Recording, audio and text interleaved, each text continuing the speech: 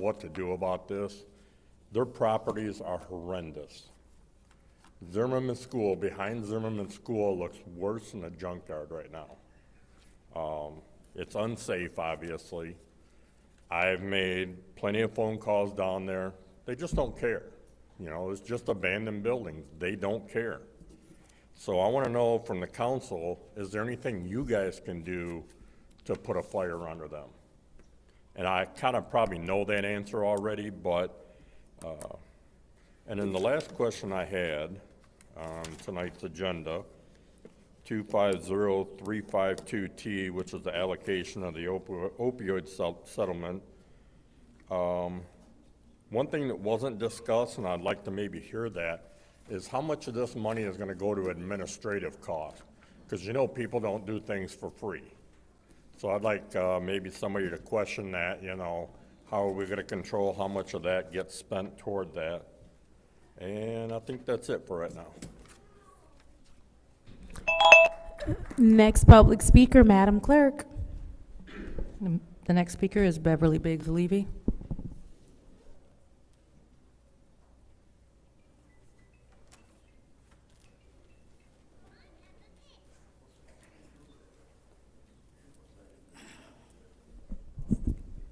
I'm Beverly Biggs Levy. Davina, I'm trying to figure out how long it's going to take for you decide what Leon's address is. That is very important for the first ward. If he doesn't live in the first ward, there's no reason he should be sitting in that seat. And I think you guys for standing up for domestic violence, LaShawn and Candace. This is so important that people are getting beat. And he think it's funny because he used to it. And until you guys, every time I get up, I'm going to talk about this domestic violence. Long as he's sitting over there in that seat, he shouldn't be in that seat. He should resign. He's not of the first ward. He's not a Flint. And you guys looking at it like it's nothing because he haven't been charged. He's been charged. Anytime the sheriff talk about it, every time you get on Facebook, Sheriff Swanson is talking about it. This is so important, and we cannot overlook domestic violence. People getting killed, people getting hurt. You know, he's saying he put PPO out on 9 people, and he's stalking us. That's ridiculous. He is stalking us. He got pictures of my house. He got pictures of my daughters. He got pictures of Art. He got pictures of Tanya. No telling how many other people he got pictures on. And he sits in that seat like it's nothing. You guys better wake up. This is serious. He should not be in that seat. And long as he in that seat, I'm going to keep asking, where do he live? Because it's not on Mott Street. Every 9 PPOs that he had put out on Sherman Avenue in Mount Morris Township. Thank you. Have a blessed day. Next public speaker, Madam Clerk.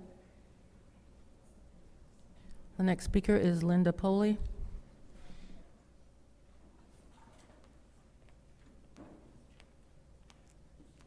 Good evening, Council. My name is Linda Poley, and I live in the 9th Ward. I'm here tonight to talk about the allocation of the opioid funds to the Greater Flint Health Coalition. Can't hear me? Can you please speak a little closer to the mic? We're competing with. Closer to the Yeah, mic. thank Okay, you. I think everybody knows my name. I live in the 9th Ward. I am here to speak about the allocation of the funds to the Greater Flint Health Coalition.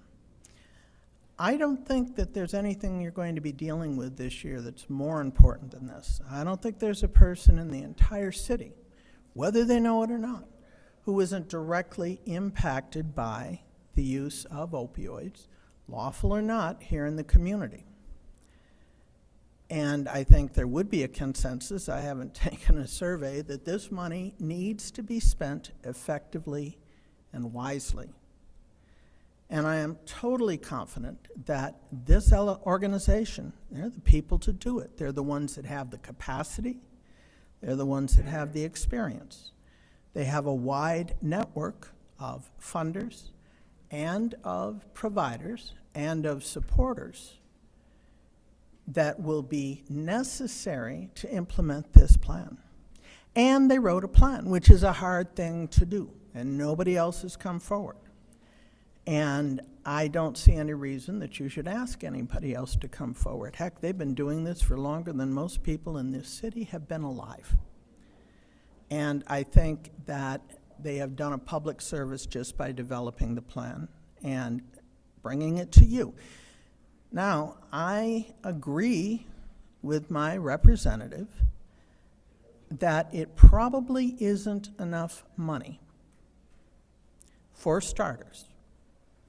Now, $1.5 million, 18 months, gives them a chance not only to do the things they have to do to get ready, it gives them a chance to actually get the program implemented and be able to give you meaningful reports about how planning is proceeding and how effective it has been. I think it might be a risk. People might perceive it to be a risk, but I don't think it is. I haven't looked at there was a red book and a blue book. I haven't looked at the one that proposed additional monies. But I think you should give careful consideration to all of the proposals in increasing amounts. Now, there are a few things that I think you might want to consider. First, the charter. Right up top, Section 3101 says, in addition to your legislative responsibilities, you are responsible for monitoring and investigating the business of the city. Thank you. Went fast. Thank you. Thank you for listening. Next public speaker, Madam Clerk. The final speaker for this meeting is Tanya Jones. The final speaker, thank you.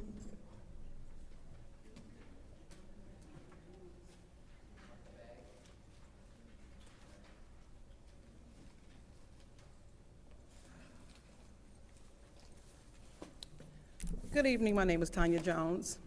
My son is a part of the opioid crisis, that's why I'm here, to address that the opioid crisis is real, and would you please really concentrate on what's going on with it and vote right for it. I don't know anything much about this people who's requesting the money for the opioid, because my understanding, number one is Leon got $150,000 of the opioid money, and I've been asking every time I come, why did he get $150,000 of the opioid money? So I don't understand that, because I don't know what MAID is for.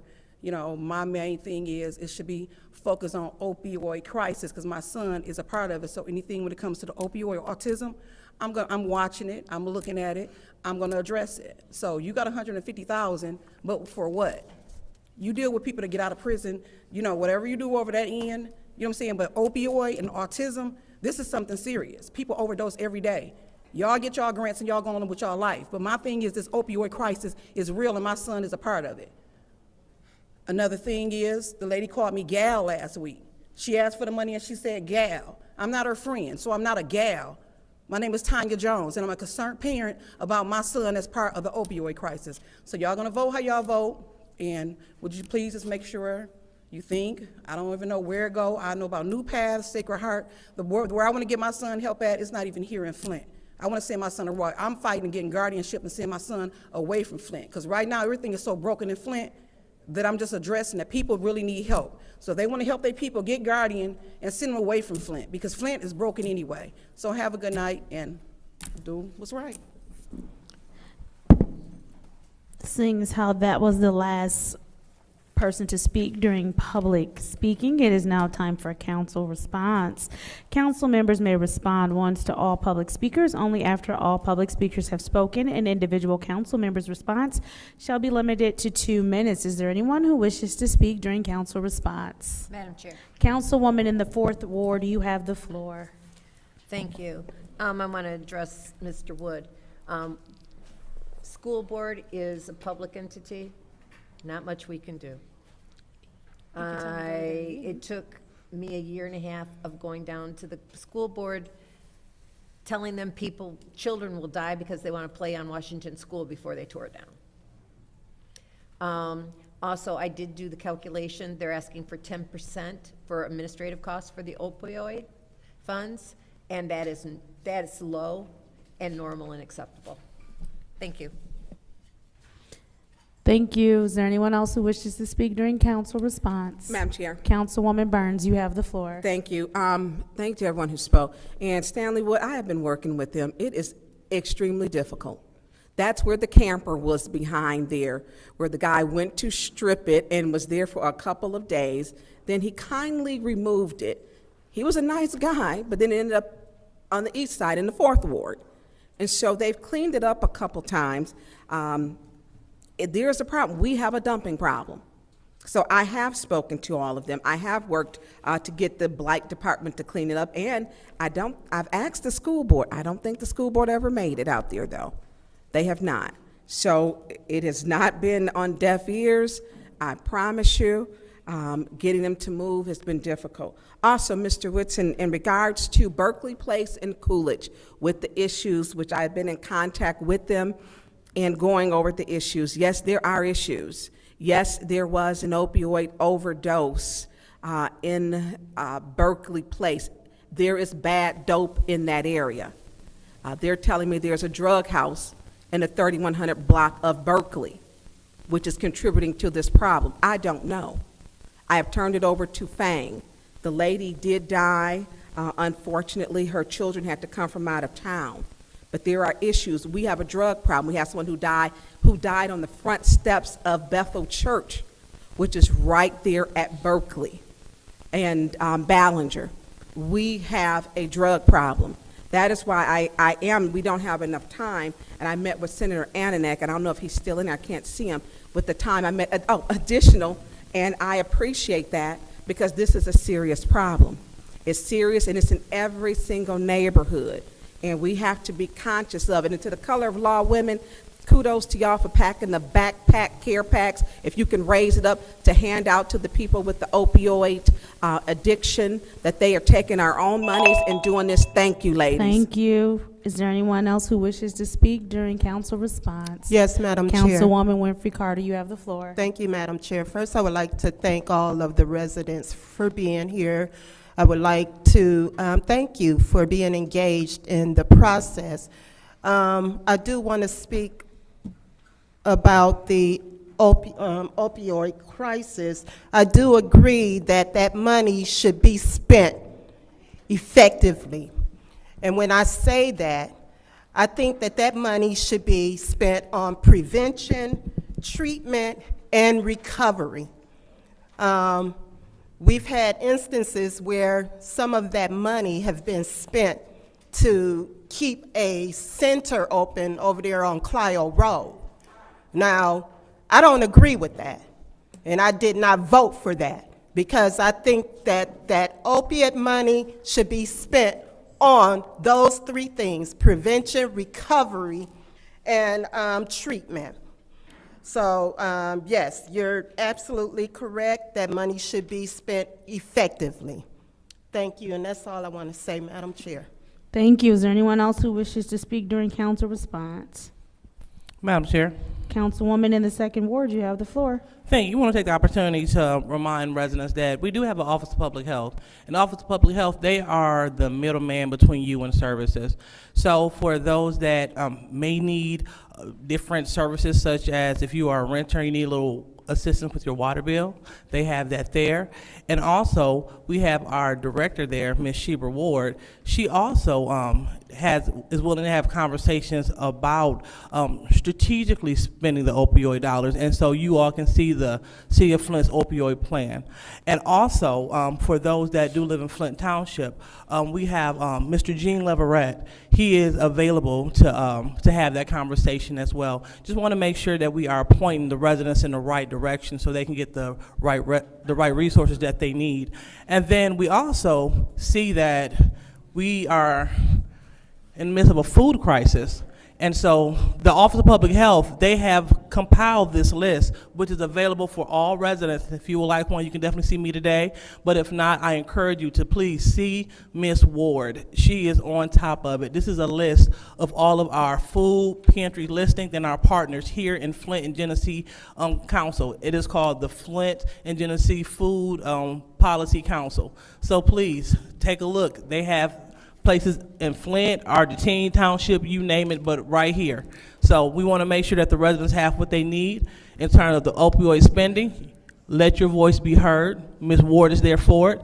And if you need food resources there, and also any other resources that you may not be sure of, reach out to the Office of Public Health. You can make a visit or you can give them a call. So thank you so much, Madam Chair. Thank you. Is there anyone else who wishes to speak during council response? Seeing as how there is no one else who wishes to speak during council response, I will take some time. I do just want to point out the fact that our meetings are posted to start at a certain time. And so anyone who's been paying attention has known for the past 2 years that I've been on council, I've been pushing for meetings to start at those times. Has nothing to do with any sheets or taking sheets or people not being able to fill out sheets. The meeting starts at the time that they are posted. And so in an effort to respect your time, for those who are on time here with me every week, I make sure that those meetings start on time. I also, and Ms. Winfrey Carter, I do understand that you have been advocate against us using opioid dollars for Clio Road. I do know that when we attempted to use that funding or use opioid funding to kind of help and get some opioid services on Clio Road, that initiative did not pass. The funding that's being used on Clio Road right now is not from the opioid dollars, but I do understand your stance because that's been your stance from the beginning. With that, I think I will go ahead and yield my time. We'll entertain a motion for the consent agenda. Chair, It's been moved by the councilman in the 8th Ward. Is there support? I'll second that. Supported by the councilman in the 1st Ward. Are there any separations? Madam Chair, Councilman in the 8th Ward, you have the floor. 250352, 250, that's all I have. 250352-T, which is the allocation of opioid settlement funds, Greater Flint Health Coalition. Is there anyone else who wishes to separate? Madam Chair. Councilwoman in the 6th Ward. 250360. 360, which is request for water testing for Brownell Boulevard 34 through 3600 blocks. Do you have any more separations? All right. Is there anyone else who wishes to separate? All right. Seeing how there are no more separations, this is the roll call vote for the consent agenda. Roll call, Madam Clerk. Oh, you know what? Sorry. The consent agenda will include resolutions 250346-T, which is the sale of city properties neighborhood works program, Mayor Neely's executive order. Resolution 250347-T, which is the issuance of public notice proposed modification City of Flint sewer use ordinance of industrial pretreatment. Roll call, Madam Clerk. Mr. Alamin? Dr. Lewis? Yes. Ms. Johnson? Yes.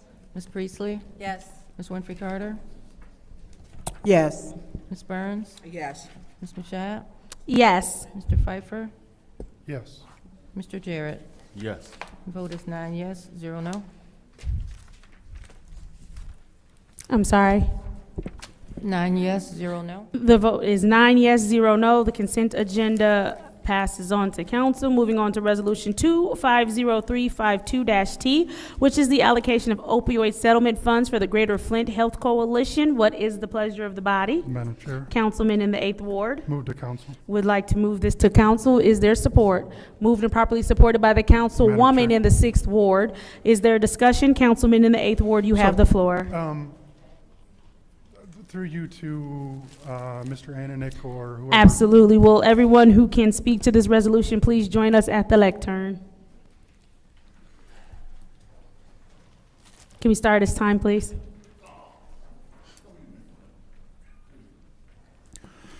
Thank you guys for being here. As I spoke to you in the hallway, I can't support this today as in its current form. And I just want to be transparent in my conversation with you about the not knowing who this is going to and the transparency of how the grantees are selected. So if we can come up with something for that, I'm not opposed to increasing the opioid dollar amounts, or for that matter, giving you all of them. I mean, give them all to you as long as you can come up with a transparent way to do it, because I know if they stay in our coffers, we're gonna piss them away. So, and that's a fact. And I think that your group would certainly do better with those dollars. I just want them to be transparent. And if we can find a way, and you may not need my vote, but if you can find a way to make sure that they're transparent, that 6 months down the road, we don't find out that they're given to a financial supporter or someone on this council, like, then you can get my support. And I don't, and I'm not telling you anything I didn't tell you in private, so I just want to make sure that my no vote today, if this hasn't changed in its current form, that's why, and I just want to know the public that is why as well. I do support your firm, I don't know what we want to call it, your group, getting dollars, because I think if you look back at what we've already spent these opioid dollars on, I don't think any of them are going to be fruitful. And I think your expertise and whatever else can put those dollars to better use than what the city has been. I would say with the caveat, because we purchased ambulances, and that right there is something that I fought hard for, to make sure that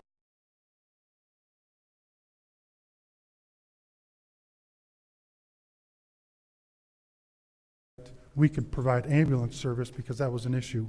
Outside of that, there's got to be better programs to help people that are in need and to stop this opioid crisis. With that being said, is there anything that you want to address or anything that you want to say based on what I have spoken of? Well, first off, thank you, Councilman. And whether or not I need your vote or not, I wanted to earn it, as I think this is an issue that, if possible, should be all council members unified, because I think it is a really important issue for our community. And obviously, we'd be open to any transparency, conflict of interest language. Most of those things are in place in our operation anyway, but specifically what that language looks like, we'd be open to those kinds of amendments or whatever you'd like. Or as the process goes forward as a contract signing, I understand we could put that language in there. If that's not acceptable enough, I understand that. I mean, I respect the concerns you're bringing forward. So I don't mind that. So you have conflict of interest with your group. How do we incorporate that with folks in the city, either employed or appointed? That's, if we could somehow incorporate that to encompass employees or appointed or kin thereof, I'd be all for it.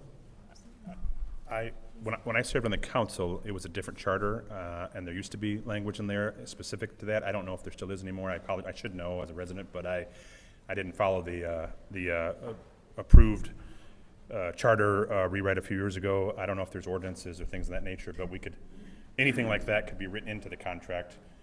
If that's not acceptable by tonight's vote, I understand. Obviously, we'll be coming back here multiple times to kind of give updates, both in written and in person, and there may be a time to extend that. If we want to show you first, I respect that as well, and obviously I'll let Kelly answer. But I think the concerns you have are completely fine to be addressed. I don't specifically know how to do that in the language, but I think we could figure something out. I'll just add, I think to make it very easy and clear and transparent, having that language written in the RFP itself, so it's clear from the beginning, if you have that known conflict of interest, you are not eligible to apply. I think that's the easiest way, so everyone's on the same page from the very beginning. But I do agree with Jim. We also want to spell it out in the contract that we established with the City of Flint, because we want there to be trust, transparency, and confidence that we're giving these dollars to the people that we want to have them, and also keeping them out of the hands of folks that maybe should not, have that conflict of interest. Thank you. Thank you. Is there anyone else who would like the floor in the first round of discussion? Madam Chair, Councilwoman Burns. thank you. Thank you for meeting with me, because you cannot, as big as this problem is, we cannot do it with a total of 8 minutes to discuss it. It's just not an adequate amount of time. I have been very adamant of having a comprehensive public safety plan with a comprehensive opioid plan. So for me, I have been researching this for a couple of years, and to see your plan is comprehensive. And I don't know if people, if you haven't researched it, but when I was speaking with former Senator, and I guess you'll always be a senator, right? So speaking with you, and we realized that it was some of the same research I have had that was some of the same places, which really speaks to intervention, prevention, dealing with the family, all of the, and some call it pillars. And then we talked about the Portland, Oregon program Cahoots, and how they don't send out the police, because with their data, they send out a medic, a social worker, and a therapist. And then it also helps with the police department, because they're usually the first ones on the call. And so I have been researching this for a couple of years. And so when and thank you, I'm gonna read this book.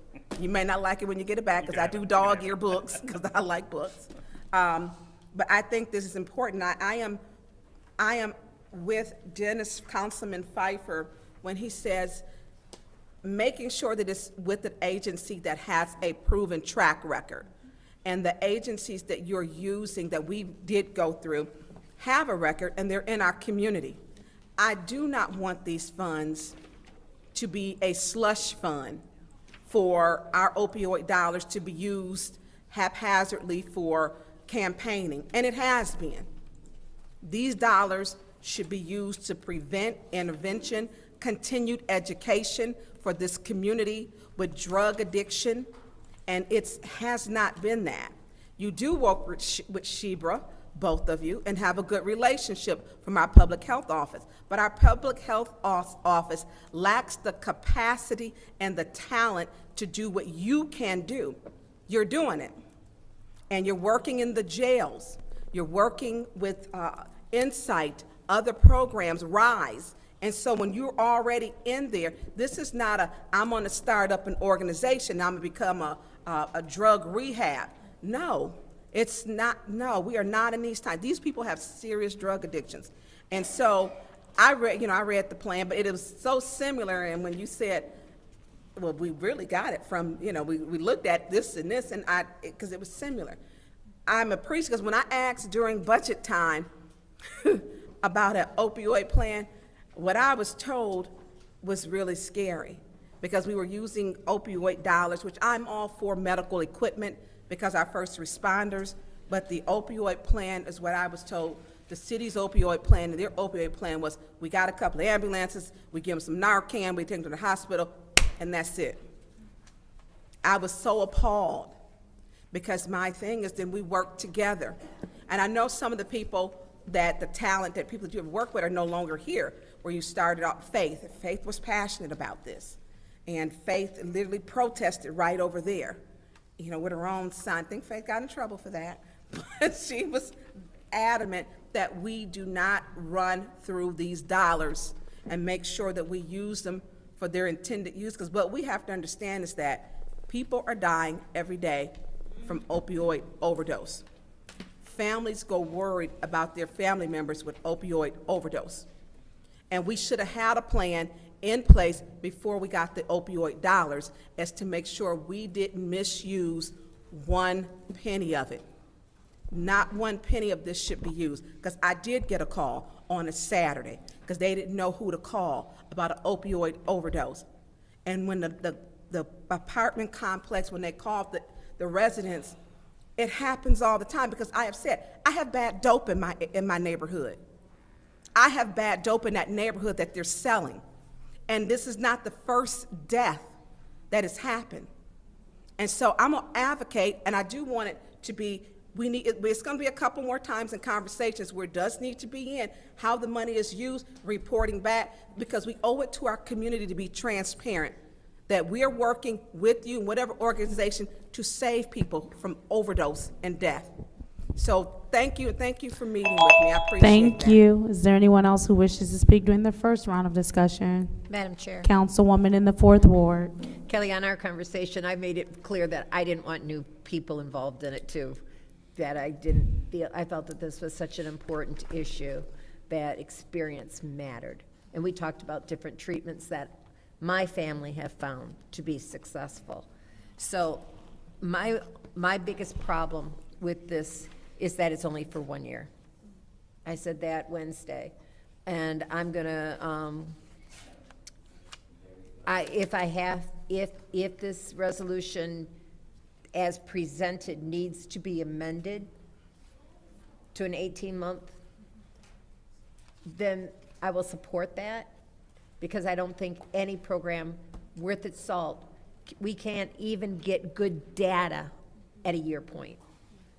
Because we want those people who go through a treatment program to be successful, and you can't get that data for a long-term success. We know there's relapses. That addiction is powerful. You know, my sister has said I can talk about her. She's had a heart attack as a result of it. She OD'd 3 times before Narcan, and she came through it. But her health isn't great. At 70, she's not all that well. But she's been clean for 34 years. But she went through a 1-year treatment program. So that's where I'm at on this. Thank you. Thank you. Is there anyone else in the first round of discussion? Seeing as how there's no one else, I will go ahead and take my time. I just have a couple of questions, and I think a couple of them are going to be geared toward our attorney. I know that the first time that, Madam Attorney, the first time that they came to council, they had 2 contracts in front of us. They had an orange one, which was multi-year, and a blue one, which was just for 1 year, that we all agreed should be 18 months. And as I'm reading this resolution, it just says in the therefore be it resolved section, it says, therefore be it resolved that the appropriate city officials are authorized to do all things necessary, including executing any necessary agreements to appropriate funding for revenue and expenditures in the amount of $1 million to the Greater Flint Health Coalition, and make any remaining funds available in future fiscal years. And so it's making me wonder, are we speaking to, when we were saying future fiscal years, are we talking about that orange contract or that blue one? And have you had an opportunity to see either? Through the chair, I have not seen either of those agreements. I did reach out to administration, and I have a copy of the one, I believe that's for a year. Okay. But I have not seen the one that's multi-year. Because what I want to do and what I am willing to support, and it's nothing against your organization, because I know your organization does great work. I know you do this particular work very well.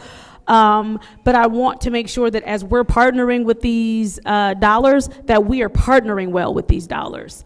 And so when it says here in the resolution, any remaining funds available in future fiscal years, it makes me feel like we're talking to multiple years and then giving out more money without it having to come back to council for us to then move forward after the 18 months. And so I want to make sure that as we're doing this, we are talking about just 18 months and not the multi-year contract.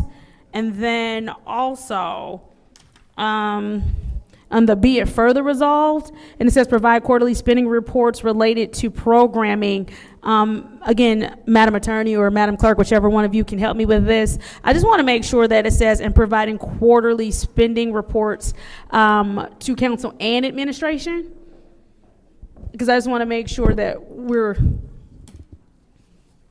Through the chair, so the way I would answer both of your questions, for question 1 about multi-year, as it is written here, this indicates that if the money is not spent, that it would also go to a next year. So if they are not able to spend $1 million, any of those remaining funds would follow to the subsequent fiscal years. Thank you for that, because I want to make sure we're talking about an 18-month contract and not a multi-year contract. Right, there's no indication here that this is for 18 months, though. So is there anything that you can suggest that we do tonight that it makes it clear that it's 18 months? Is there, or Madam Clerk, is there anything that we can do tonight if we need to turn it into a .1? Is that even necessary? I just want to make sure that that part is clear and that we're not holding up these dollars going where they need to go. I would recommend adding the 18-month language so that it's clear from your resolution. And it would also be in your contract as well. And then for the be it further resolved paragraph, if you want quarterly spending reports related to programming to go to administration and city council, I think that's an easy fix there. Okay, so, and if I'm understanding you, and I got about 53 seconds left, I'm gonna start with the be it further resolved. So then if we did a .1, that would now read that the Greater Flint Health Coalition shall collaborate with city administration and the Office of Public Health to develop programs that are in alignment with the opioid settlement remediation requirements and provide quarterly spending reports related to programming to administration and council.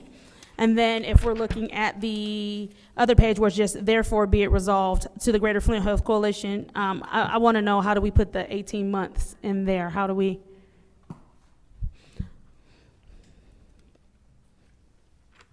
Because if we, at the very least, just change those two things to the .1, I'm good to move on this. Right, and the therefore be it resolved paragraph, you could put something to the effect that city council approves the spending plan for 18 months and then keep everything else. So you're basically adding a sentence at the beginning that would reference 18 months.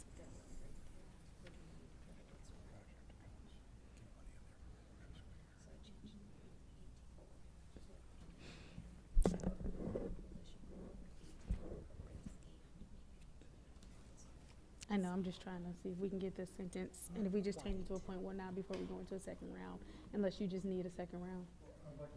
No problem. I want the language too, though. All right, Madam Clerk, if we could please have just about a 7-minute recess. Okay. Order without objection.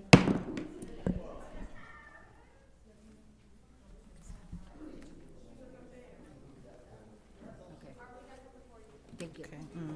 I got it.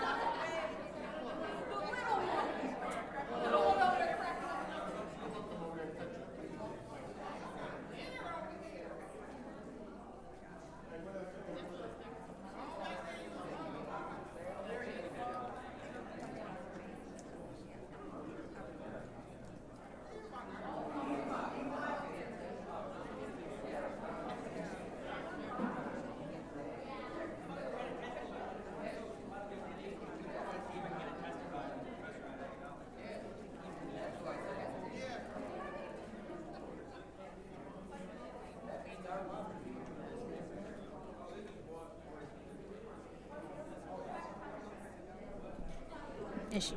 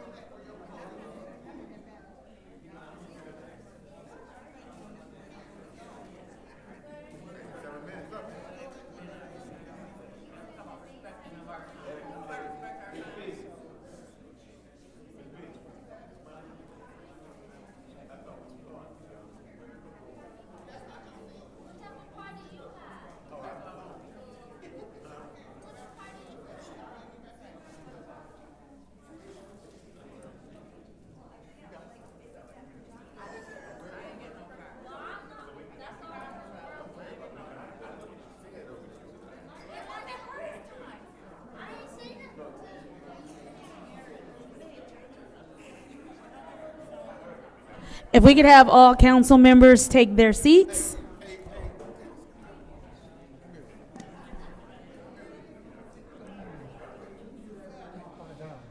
All right, we are ending our recess.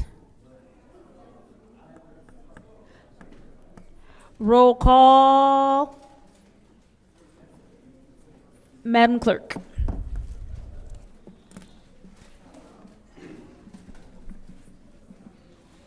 Okay, it is 5:40 PM. Mr. Alamin? Dr. Lewis? No, we're not doing time anymore. Ms. Johnson? Ms. Priestley? Present. We're not Ms. doing Winfrey time Carter? limit on it anymore, so we're gonna Present. do the dollar Ms. amount the same. Burns? Present. Ms. Mashat? Present. Mr. Pfeiffer? Present. Mr. Jarrett? Present. You have 9 members present. There are 9 members present.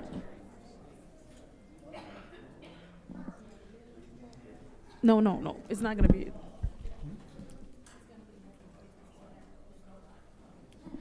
Thank you. So we have been able to come to a consensus as a council. If they could, that group could please join us at the lectern again.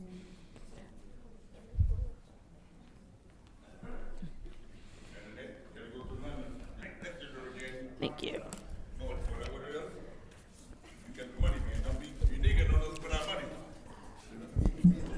So we are all in support of making sure that these dollars go to an organization that will make sure they go to organizations that will make sure that the community get them and they're spent correctly. There are just a couple of changes that we need to make in this language to make this a .1. So it'll be 250352-T. The first change, Madam Clerk, will be at the "be it further resolved" portion.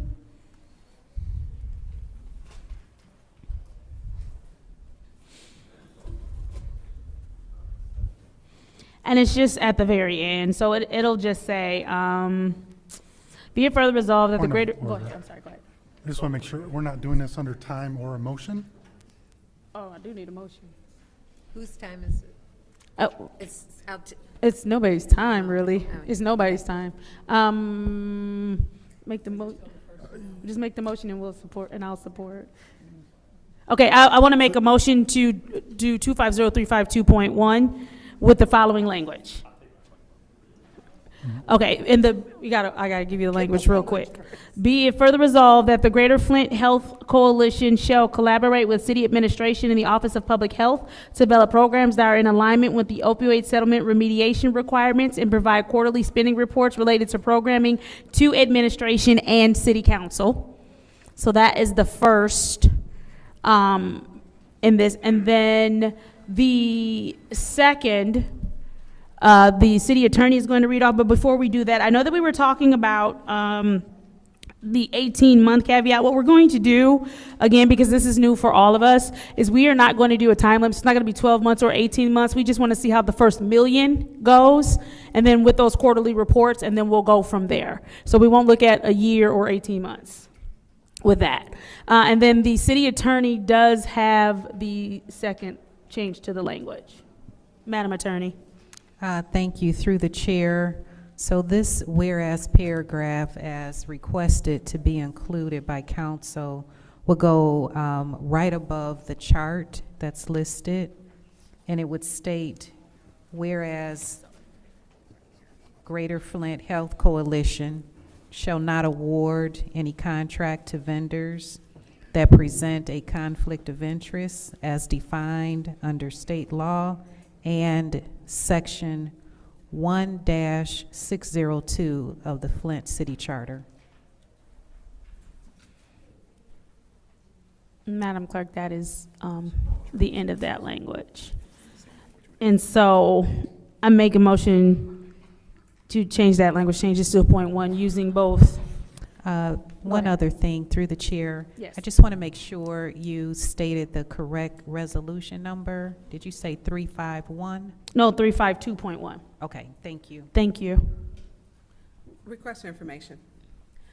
In that change, is there quarterly reports I didn't hear that. It was hard, I heard it was Yeah, low. it was, I'm sorry. I couldn't hear the city attorney. No, so I did the quarterly report when that was the first one. Okay. That says that, basically the end of that language is and provide quarterly spending reports related to programming to administration and city council. Okay, thank you. And who seconded this amendment? Mr. I did. Pfeiffer? Support. Okay, roll call, Dr. Lewis? This is on to amend to appoint one? Yes. Yes. Ms. Johnson? Yes. Ms. Priestley? Yes. Ms. Winfrey Carter? Yes. Ms. Burns? Yes. Ms. Mashat? Yes. Mr. Pfeiffer? Yes. Mr. Jarrett? Yes. Mr. Alamin? Yes. That's 9 yes, 0 no. The vote is 9 yes, 0 no.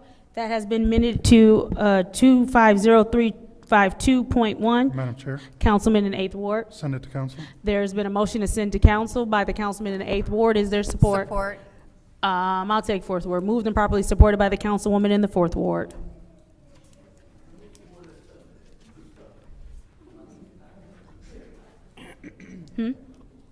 Is there discussion for point 1? Madam Chair. Councilwoman in the 6th Ward. Thank you. So just for clarity, we're changing the month. I mean, where there is it 12 months? There's no time. No time limit. Right. We're given 1 million quarterly reports, which means if the program is going good, you could, when you give your report, you could always come back. I mean, you've got a track record, and I've looked at those agencies, and I know this will get you going. I know we lack the capacity, and we just don't have the capacity to run it. So this will get you going, which is a 9 vote, which is good that we all agree on that. So looks like this is going to pass, and I do support that, but I know there will be further conversations because we want to make sure that that money is spent helping the residents with this. And I want to thank you. Thank you for coming forward with this. I appreciate that. I yield the floor. Thank you. Is there anyone else in the first round of discussion? Yeah, Madam Chair. Councilman in the 8th Ward. I just want clarity on the quarterly reports. Like, are we saying like, which quarter and when does that start? Does that start 3 months from today, 3 months from January 1st? When, like, because they might not execute the contract until sometime in November, December. So when we're not looking for a quarterly report on January 1, right? I guess, what does that quarterly time frame look like? Maybe, when would you be? We can, I mean, Kelly runs the program. I mean, we could run from date of signature of contract, we could do the first quarter in 2026, and then, so it'd be a little bit longer than the quarter for the first one. I mean, everyone after that's a quarter, so that we're on the calendar quarter year. Yeah, I don't know. Whatever you guys want is fine. I'm happy to do it however you'd like to do it. That sounds fine. I'm fine with like March So the first 1st one's- being the first one. I mean, or Yeah. April 1st, I guess, would be the beginning of the new quarter, but I don't know. Madam Chair, through you to the city attorney, how would that work Could they just do a contractually? Right, through the chair, I would say Projected. that however council wants that, and it's in agreement with the Greater Flint Health Coalition, we can put that in the contract. Okay. Yep. Are we good with Is it April possible 1st? to do projected or just go straight to? No, I don't. That's We fine. want actual I don't numbers, care. right? I'm fine with that. Are you good with having a first one being April 1st? Are y'all Would be good with the- that? You guys are, sure. Then, we just probably just have the attorney note that and put that on the contract. April 1st would be everybody good with the first quarterly. Do we need to make an amendment on that, or you're good with that? No, Okay. she's good with that. Okay. Then that was my only concern. I just want to make sure, and then obviously you can go through the clerk to make sure that those come to council. Is everybody good with that? However you want to do it. That's what I was assuming we'd do, whatever So, you want. so when we speak of, like, what are the metrics we're going to actually see on those quarterly reports? Like, what kind of data can we look forward to seeing? Great question. So it'll obviously vary by grantee, but I'll be requesting as a part of the RFP process for them to have a data collection process built into their grant. We'll be looking at output, so if it's prevention or recovery focused and they're doing outreach, we'll look at number of resources distributed, number of people that they're engaging with. If they're providing some kind of service, we'll be looking at number of participants. We'll be measuring through survey data, understanding people's change in behavior. We'll be looking at if it's, again, outreach, number of harm reduction resources distributed. If it's recovery, we'll be looking at number of events held. So it's really, it's kind of a broad catching question to answer, but we're going to be looking at all of those metrics, both qualitative and quantitative, so looking at numbers and stories. And that's something that we will provide to this council. In addition to, are we on track with spending? What were the lessons learned? Some of the things that we'll be funding will be innovative, because some of the things that are funded, or the limitations of things that aren't funded right now, are because other channels of funding don't allow for those things, but we know that they work. And so we'll be reporting on how an innovative approach is working, or changes that we had to make based on what we thought we knew, and now we're changing a different course. We'll be sharing that lessons learned component as well. Okay, this one last thing, and I don't want to be insensitive to someone living outside of Flint, but these are Flint dollars. How are we going to focus these dollars specifically? Because you guys are a countywide organization. How are we going to focus that these dollars get utilized for City of Flint residents? Absolutely.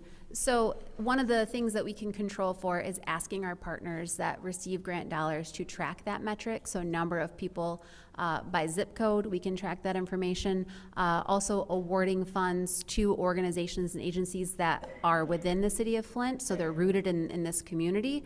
I think I said when we were approaching council in the last meeting, we do see a lot of folks travel into the city to use substances, to obtain their substance of choice, to access treatment services. And I think it is a benefit and value to serve those folks as well with these dollars, because we're trying to alleviate the problem. Yeah, like I said, I don't want, like, if we're going to save a life, I don't care where they live, but I just want to make sure that any maybe treatment focused or anything like that, we serve the folks in the City of Flint first. And then if we have extra, then we can, expand that circle. Thank you, Madam Chair. Thank you. Is there anyone else in the first round of discussion? Madam Chair. Councilwoman in the 3rd Ward, you have the floor. All right, I was wondering, with we saying that you guys also work for the county, is the county able to contribute because they also got funding for opioids? Because we said we servicing everybody, correct, pretty much? Yes. So is the county also contributing? Yes, and actually we have representative from the county here today who missed the window for public comment, but hopefully we can get her up here soon to share support. We're very interested in collaborating and combining funds so we can have that greater impact. So that's definitely something we've been talking about and we're very committed to through our partnership with the county. Okay, do we know how much they will probably be contributing? Are they matching $1 million, or are they bringing $2 million? Because you said we're servicing everybody. And I think that the opioid dollars that we have should be for the City of Flint residents, unless the county is also coming in, making some contributions as well. I agree. So the county is still working on their own RFP development process, so that is to be determined. However, I would see today as a great step forward in understanding what is possible in terms of a county matcher contribution and how we can collaborate. So I don't have that answer today, but it is something that we're very much interested in exploring, again, to have that greater impact for everybody. But of course, we want to make sure that these dollars, first and foremost, serve the residents of the City of Flint. All right, thank you for your time. Thank you. Anyone else in the first round of discussion? Madam Chair. Councilman in the 1st Ward, you have the floor. I would like to just add what my colleague in the 3rd Ward had mentioned about the collaborations. Are you guys also reaching out to the foundations and so forth to try to maybe leverage these dollars and make it be able to go beyond a year? So I think I'm going to take a different approach to answering your question, and tell me if I didn't answer it correctly. I think one of the benefits and value of issuing dollars to community-based organizations, but especially our grassroots partners, is to help help them demonstrate that what they're doing works and it has impact. And I think it develops a clear path for sustainability where our foundation partners and our other funding sources that are local can come alongside of them and say, okay, now you have proof of concept. Now there's data to back what you're doing. Now we want to have that conversation. We can see that it works. So I think at this point, it would be beneficial to demonstrate proof of concept, show that it works, show that they have the capacity, and then we can make those connections and help build that capacity and those relationships with those foundations and other funding sources. Okay, thank you. I yield. Madam Chair. Councilwoman in the 4th Ward. I just want to clarify Mr. Pfeiffer's thought about April 1st, that the quarter should end March 31st. So the first report should go through March 31st, not April 1st. Just clarifying that. Or, because I've heard April 1st, so that's why I was just verifying that, because I know that you can't get a report. Madam Chair. Can we pause the time? Excuse me, RL, you're loud and we're trying to have a meeting. Please start the time. And I also would like to, through you, Madam Chair, to the representative from the county, I'd like to hear from him now. If we, she. Perfect. Could she please join us at the lectern?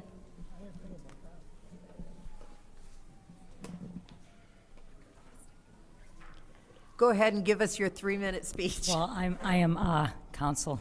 I appreciate it. Marlene Colick, Genesee County Community Engagement and Justice Services. We've been honestly positively challenged to work with our opioid settlement funds. Just like you guys, we have taken our time in spending our dollars also. The last year and a half, we have done our due diligence to grab some technical support by Michigan State University. They have done a community assessment.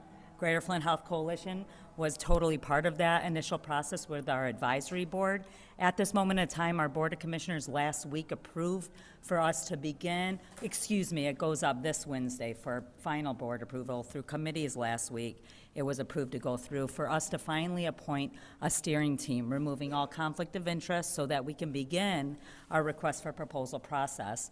And then once that appointment process comes in at about 60 days, a steering team committee will be selected and appointed, and then we will begin to create a core remediation plan to submit to our Board of Commissioners, which mirrors more than a little bit more than what has been suggested through Greater Flint Health Coalition submission to you.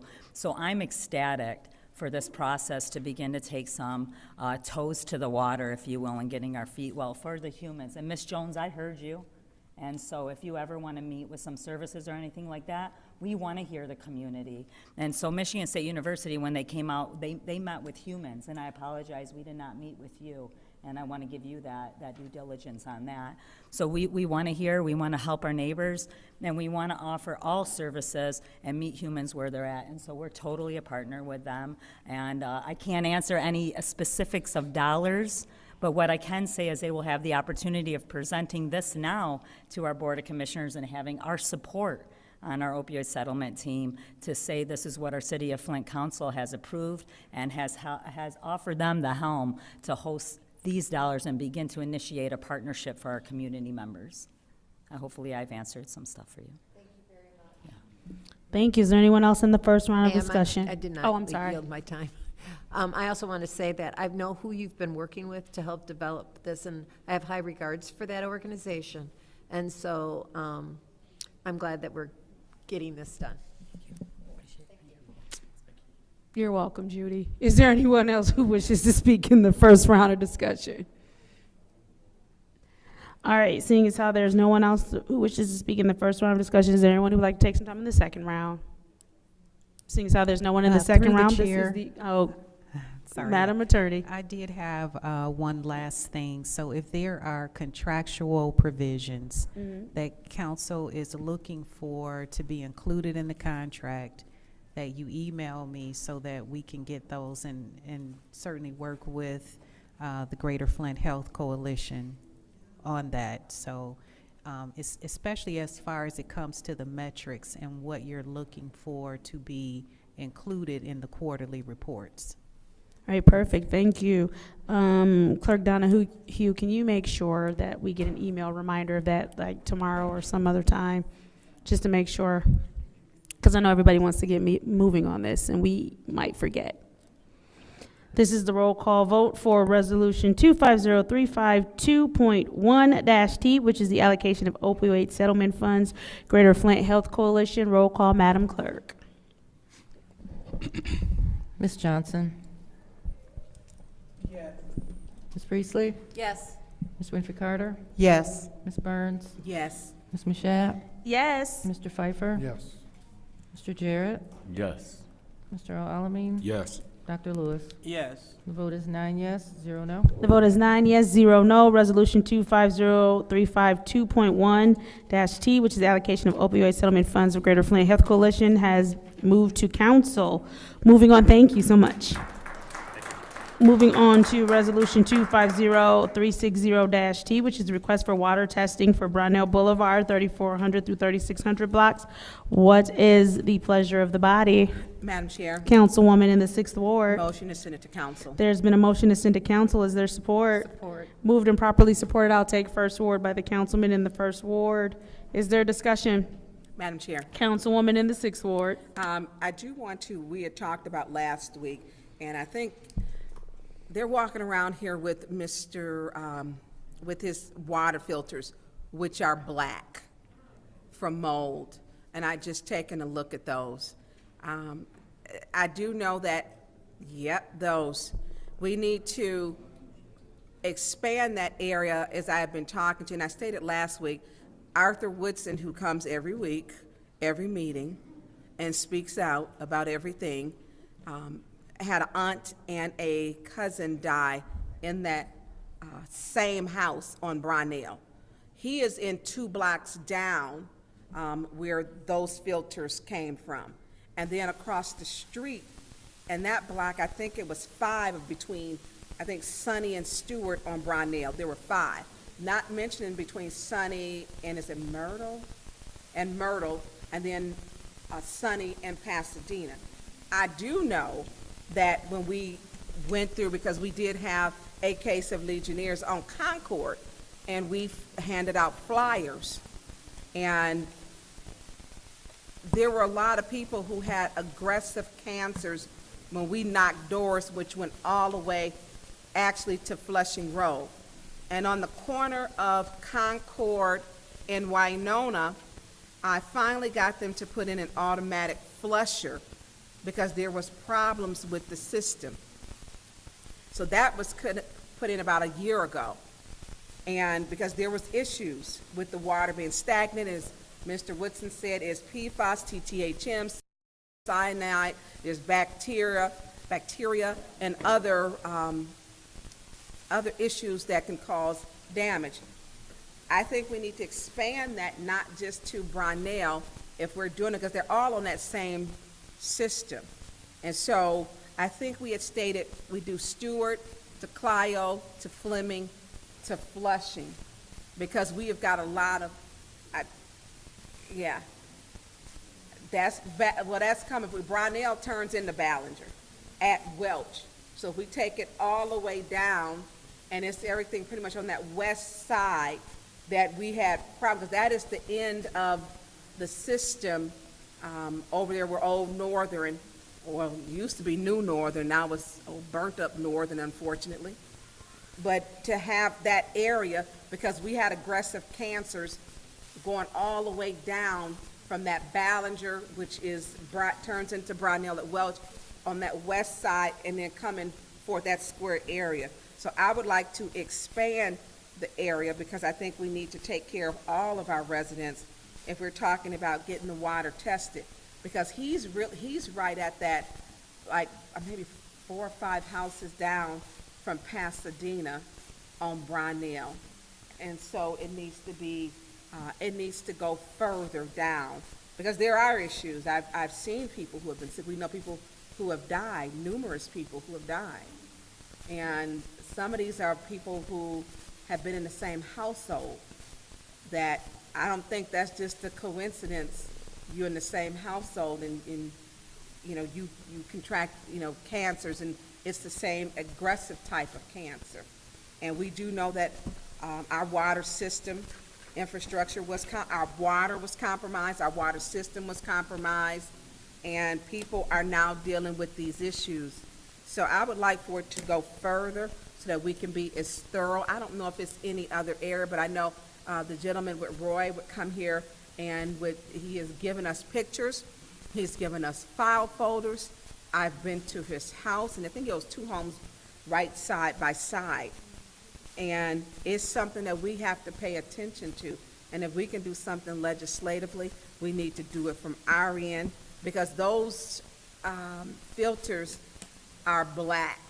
I mean, we usually see rust. It's not uncommon in some homes because of the pipes are old. You'll see like a brown that's collected in it, but I can't say that I've seen filters to be jet black.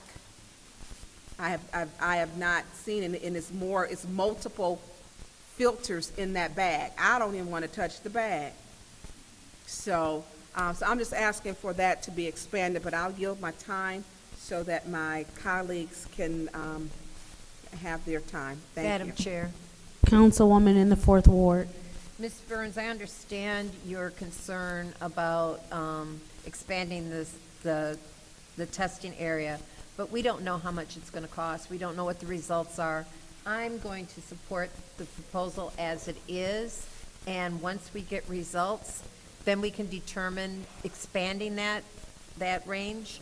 And also, it will probably have to go to bid, so we will have a dollar amount that it will cost. And that's important because this is not in the budget. Thank you. Thank you. Is there anyone else in the first round of discussion? Madam Chair. Councilwoman in the 5th Ward. Well, I mean, I don't see a reason why we can't expand it. What we're asking for is not in the budget. So if we're gonna do something as far as the budget, then we need to include the whole parameter of everything, that whole west side. I mean, if we're gonna do something, let's do it all. And that's my say on it. Thank you, Madam Chair. Thank you. Is there anyone else in the first round of discussion? Seeing as how there's no one else in the first round of discussion, I will take some time. So there are a couple of things here, right? 2 things are true at once. We do not know exactly who's going to do the testing or how much the testing is going to cost, but also I feel like we're doing that fine line of walking of what happened to us. And when I mean us, I mean everybody in the city as a whole in 2015 and 14 when we were telling other people, hey, there's a problem, and no one was listening. And so what I don't want us to do is to do the same thing that happened 10, 11 years ago. And the fact that we had a problem, it was said time and time again that we have a problem and no one listened. I think that when you look at the fact that filters are turning black, it could be mold, it could be manganese, it could be quite a few things. And then you mix that with the fact that you had people in that area who had cancer, several different people. So now you have a little cluster happening there of cancer. And so while it is not ideal to make a decision without a full number, it is also not ideal to tell someone, I don't know that I can care about what's happening in your life right now because I don't have a number of what that'll cost me to care. So I want us to be careful with the words that we're using when we start talking about water and lives. Like, we have to be really careful with that. So what I would like to do, I want us to test these blocks, yes. Can we get a better idea of what Councilwoman Burns is asking for? Can we get a better idea, an approximate, a roundabout number of houses that we're talking about testing in total? Because right now, and I believe either Dr. Lewis or Councilwoman Winfrey Carter, can you tell me how many houses we're talking about right now in this specific area that we have on paper? How many houses are we talking? That block is about 4. Approximately 40. 4? 40. 40 in this, what you're talking about right here? from the 34 to the 3,600 is 40? Right. Thank you. And then, so how many houses are we talking additionally? So we're looking at an area, and everyone's probably not, people don't all get their water tested. And I don't even think that one went down to the Stewart Street, but we know we have 5 deaths. I don't think that block was included, but 5 known deaths. And so that 40, with this one, it doesn't even include that. So I think we need to expand. So I don't know, we're probably looking, if you're looking, because it is a populated area, but everyone isn't going to get their water tested. So you're probably looking about 4,000 people. But I do know with talking with people, because some people have had it, you can call for black mold, and they will come out to test. You can tell them that you got issues. But people, if we're highlighting this, and we've had it on Concord and Clement, we've had it on Barth, and that is just down the street. I just need a number so that we can say, instead of blocks, we can say X amount of houses in this parameter. I mean, it's hard, I don't have the number, but even if we're looking at that one, we're still not dealing with the block that we know that there were deaths between Sunny and Stewart. And so if we're looking between Sunny and Stewart, we have 5 deaths of confirmed Yeah, I gave the parameter. I mean, that's yeah, we can't, 1,000? It's not 1,000, it's not gonna be that many. So, 200?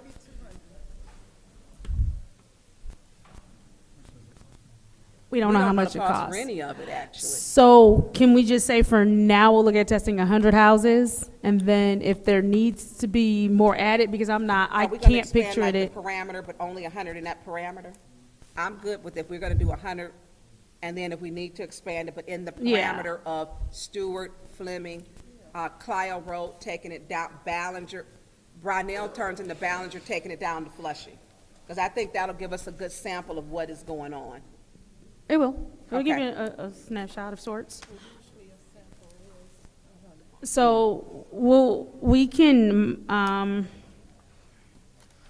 amend this to say 100 houses in whatever their parameter is, but making sure the emphasis on these 40 houses, knowing we have 60 left.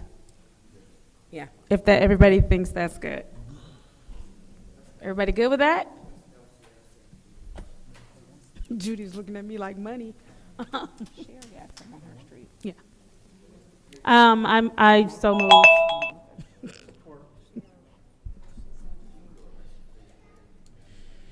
So, Madam Clerk, we're gonna make it a point one, we're just figuring out the language again. Are we on a break for that?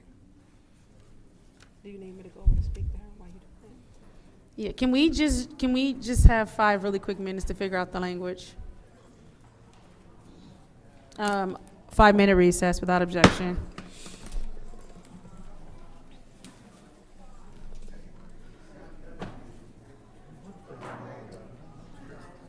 Huh? No, you wanna know why? Fun fact, we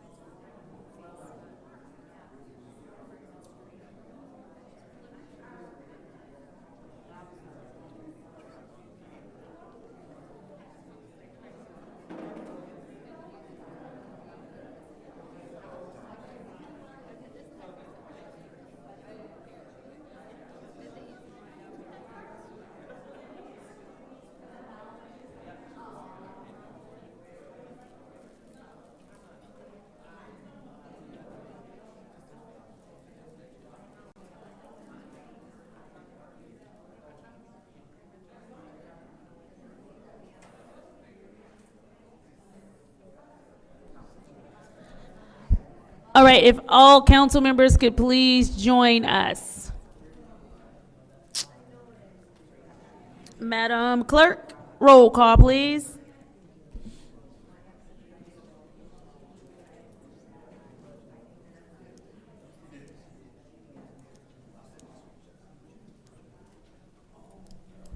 Okay. Returning to order at 6:21. Mr. Alamin? Dr. Lewis? Is not in. Carr. Ms. Johnson? Present. Present. Ms. Priestley? Present. Ms. Winfrey Carter? Present. Ms. Burns? Present. Ms. Mashat? Present. Mr. Pfeiffer? Present. Mr. Jarrett? Present. Dr. Lewis? Present. You have 9 members present. We have 9 members present. So after some discussion amongst the council, I think we've come to the consensus that we will move forward with the 34 through 3600 blocks. And then we are going to look at the perimeter of the rest of what Councilwoman Burns is moving forward and then move forward with that. But what we don't want to do is have the people on 34 through 3600 block continue to wait for testing that they've been waiting for. So, Request for information. go ahead. I'm gonna start the second round of discussion too, though. So it's up to you. Okay, so Yeah. you're stating that we're gonna just do 34 and 3600 block? While you get the, Oh, okay, Yeah. she's getting ready. We're getting ready to get that, and I'll send it over to you. Thank you. all right. So in the second round of discussion, is there anyone who would like the floor? Seeing as how there's no one in the second round of discussion, this is the roll call vote to send Resolution 250360-T, request for water testing in Brownell Boulevard, 34 to 3600 block, to council. Roll call, Madam Clerk. Ms. Priestley? Yes. Ms. Winfrey Carter? Yes. Ms. Burns? Yes. Ms. Mashat? Yes. Mr. Pfeiffer? Yes. Mr. Jarrett? Yes. Mr. Alamin? Dr. Lewis? Yes. Ms. Johnson? Yes. The vote is 9 yes, 0 no. Vote is 9 yes, 0 no. Resolution 250360-T has been sent to council. Motion to adjourn. There's a motion to adjourn by the councilman in the 8th Ward, supported by the councilman in the 1st Ward. Roll call, Madam Clerk. Ms. Winfrey Carter? Yes. Ms. Burns is not in. Ms. Mashat? Yes. Mr. Pfeiffer? Yes. Mr. Jarrett? Yes. Mr. Alamin? Yes. Dr. Lewis? Yes. Ms. Johnson? Yes. Ms. Priestley? Yes. Vote is 8 yes, 0 no. The vote is 8 yes, 0 no. The time is now 6:24 p.m. on Monday, October 27th. The Special Affairs Committee meeting is adjourned.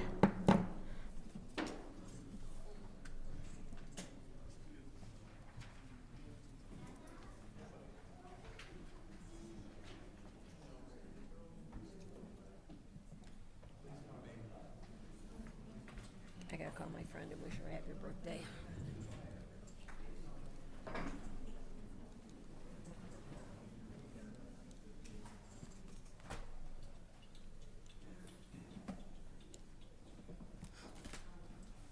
Them things are jet black with mold.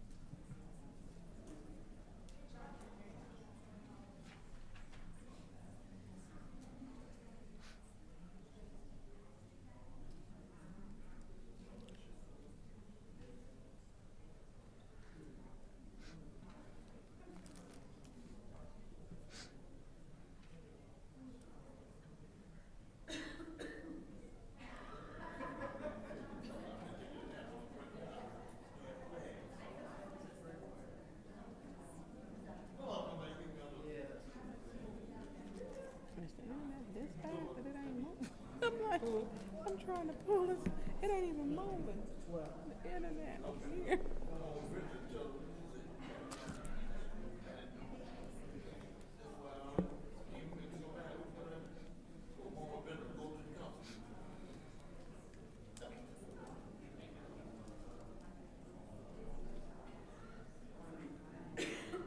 Okay, it's gonna pull up.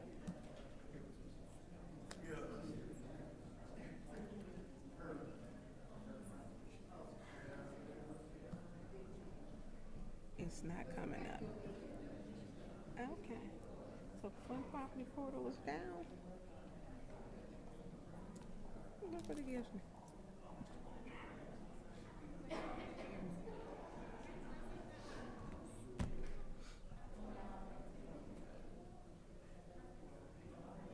Yep, it's down. That's a problem. That is a problem.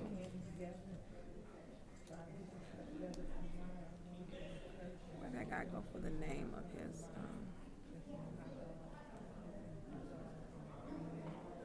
oh, let me try that Google Earth.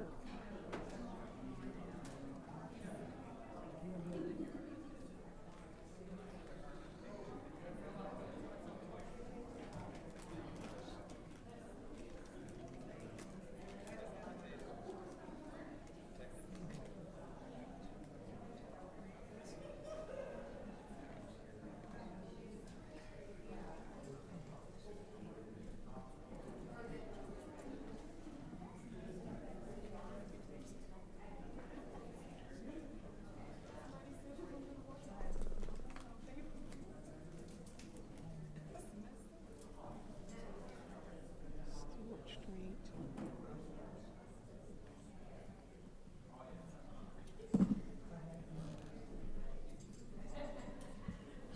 Street.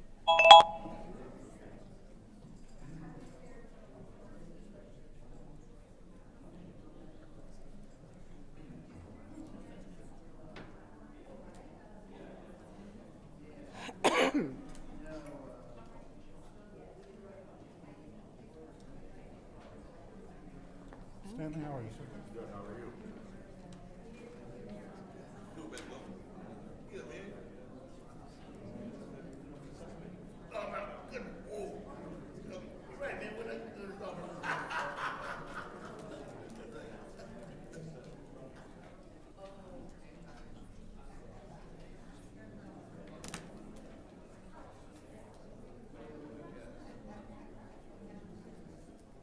Well, oh look, who left in planning and development?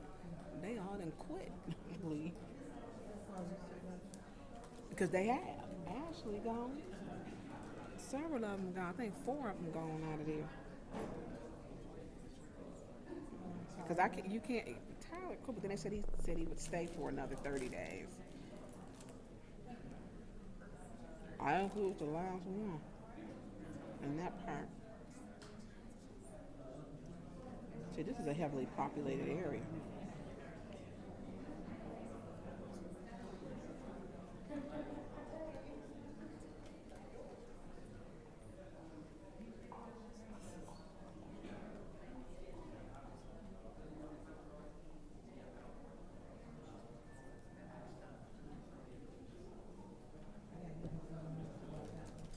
I can't create a map through Google, what's the name, because it's down.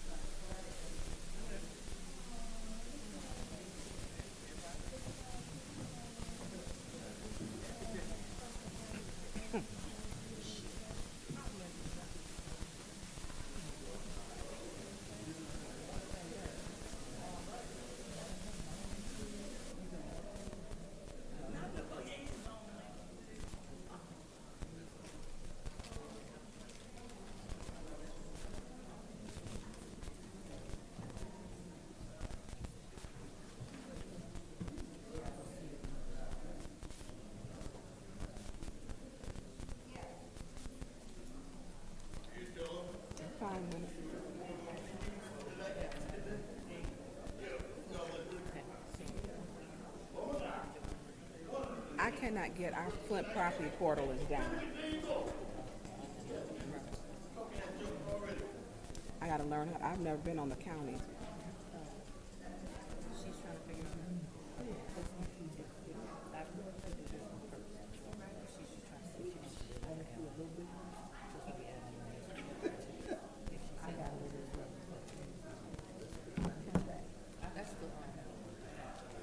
Oh.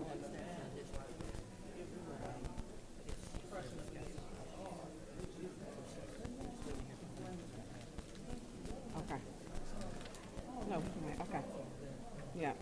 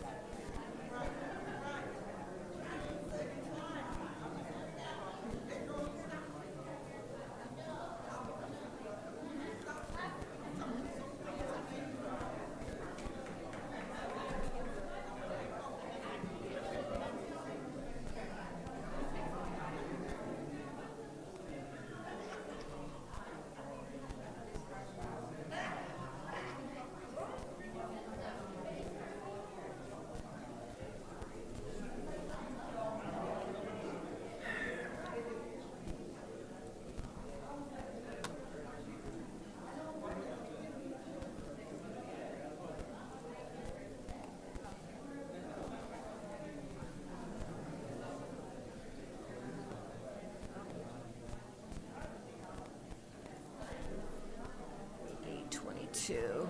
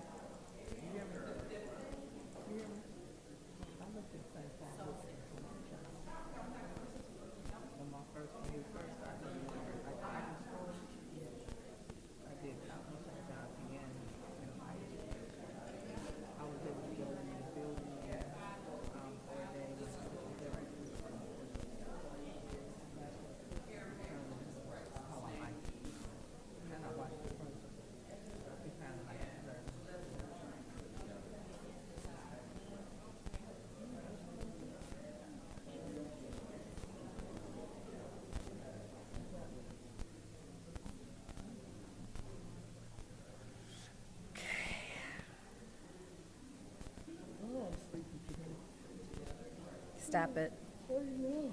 Shoot, I think I've been up too long. Okay, I need that one.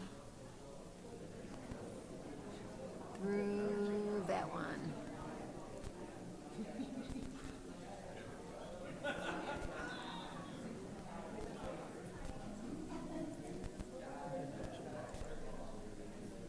You know what I mean? Yep. I sure do. And I ain't taking my thyroid. Oh, thankfully, even though I've had thyroid cancer, I'm not on thyroid medication. Why, you got your thyroid? I have half of it. You still supposed to take this. I don't need to. I don't need to. My thyroid works. Half of mine work. Mine works fully, in fact. So let me just tell you how my hair would grow back. So the piece that was taken out, it'll be here. Oh. No, my, So I wasn't taking it then, and then I was like, okay, now I can't even roll.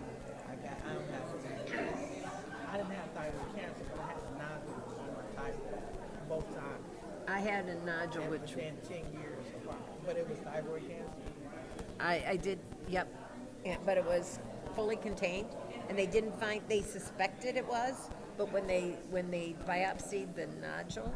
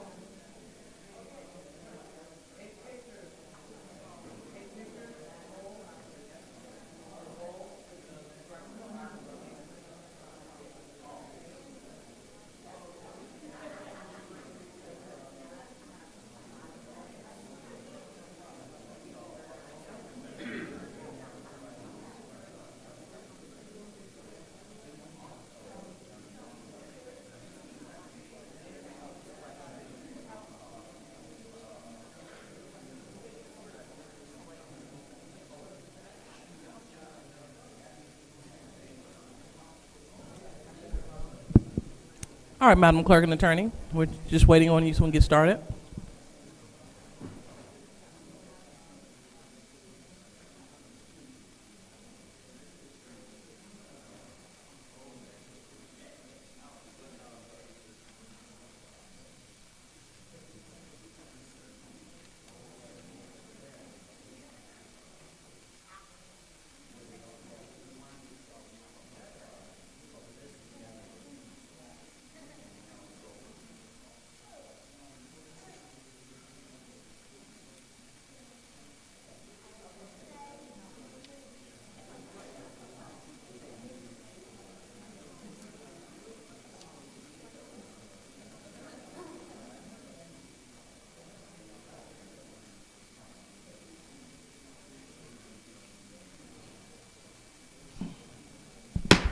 The time is now 6:46, and the city council meeting is now being brought to order. Roll call, Madam Clerk.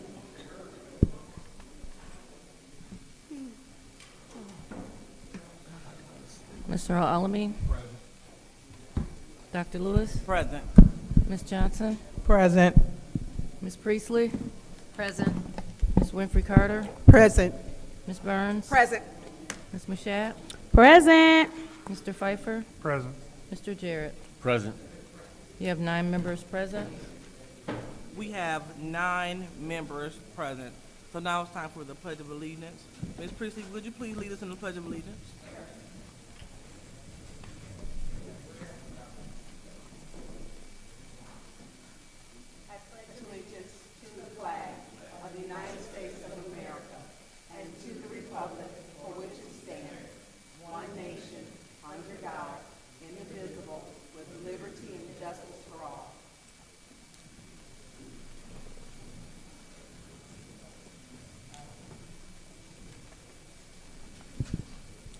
So now it's time for the prayer of the blessing, but before we move on, we would like to acknowledge those that may have transitioned. Anyone have anyone they would like to honor? Madam Chair, Go ahead, Ms. Mashat. I would like us to send up a prayer for Jonathan Ernest and the passing of his wife, so please pray for their family. Okay. Madam Chair. Go ahead, Mr. Alamin. Oh, damn. Candace just mentioned it, but I want to echo that. That's my cousin, so yeah, I want a prayer for her. Okay, thank you. Anyone else? Yes, Madam Chair. Go ahead, Ms. Winfrey Carter. I would like to pray for the family of Mr. Lamel Adams, the family of Mr. Harvey Phillips, the family of Mr. Corey Nolden, and the family of Mrs. Doris Smiley. All right, anyone else? Hearing no one else, I would like to acknowledge a fellow councilman from the Southfield City Council, Dr. Lloyd C. Cruz. Dr. Lloyd C. Cruz passed away in office. So now we will have a moment of silence.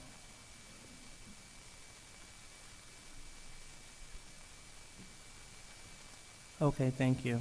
So now we will move on with the prayer or the blessing. Mr. Jarrett, would you please lead us in the prayer of the blessing?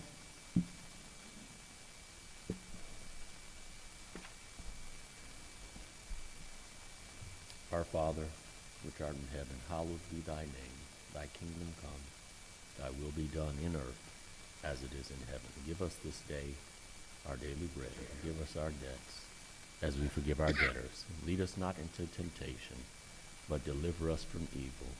For thine is the kingdom and the power and the glory forever. In Jesus' name I pray. Amen. So now it's time for the reading of the Disorderly Person City Code subsection. Any person that persists in disrupting this meeting will be in violation of Flint City Code Section 3110, disorderly conduct, assault and battery, and disorderly persons, and will be subject to arrest for misdemeanor. Any person who prevents the peaceful and orderly conduct of any meeting will be given one warning. If they persist in disrupting the meeting, that individual will be subject to arrest. Violators will be removed from the meetings. So now it's time for any requests for agenda changes. Madam Chair, Go ahead, Madam Clerk. I do have a add-on request resolution. Okay.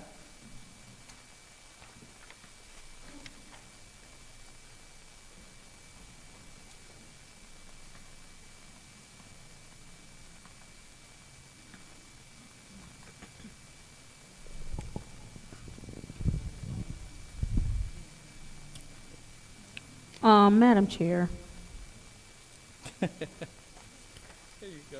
is that the,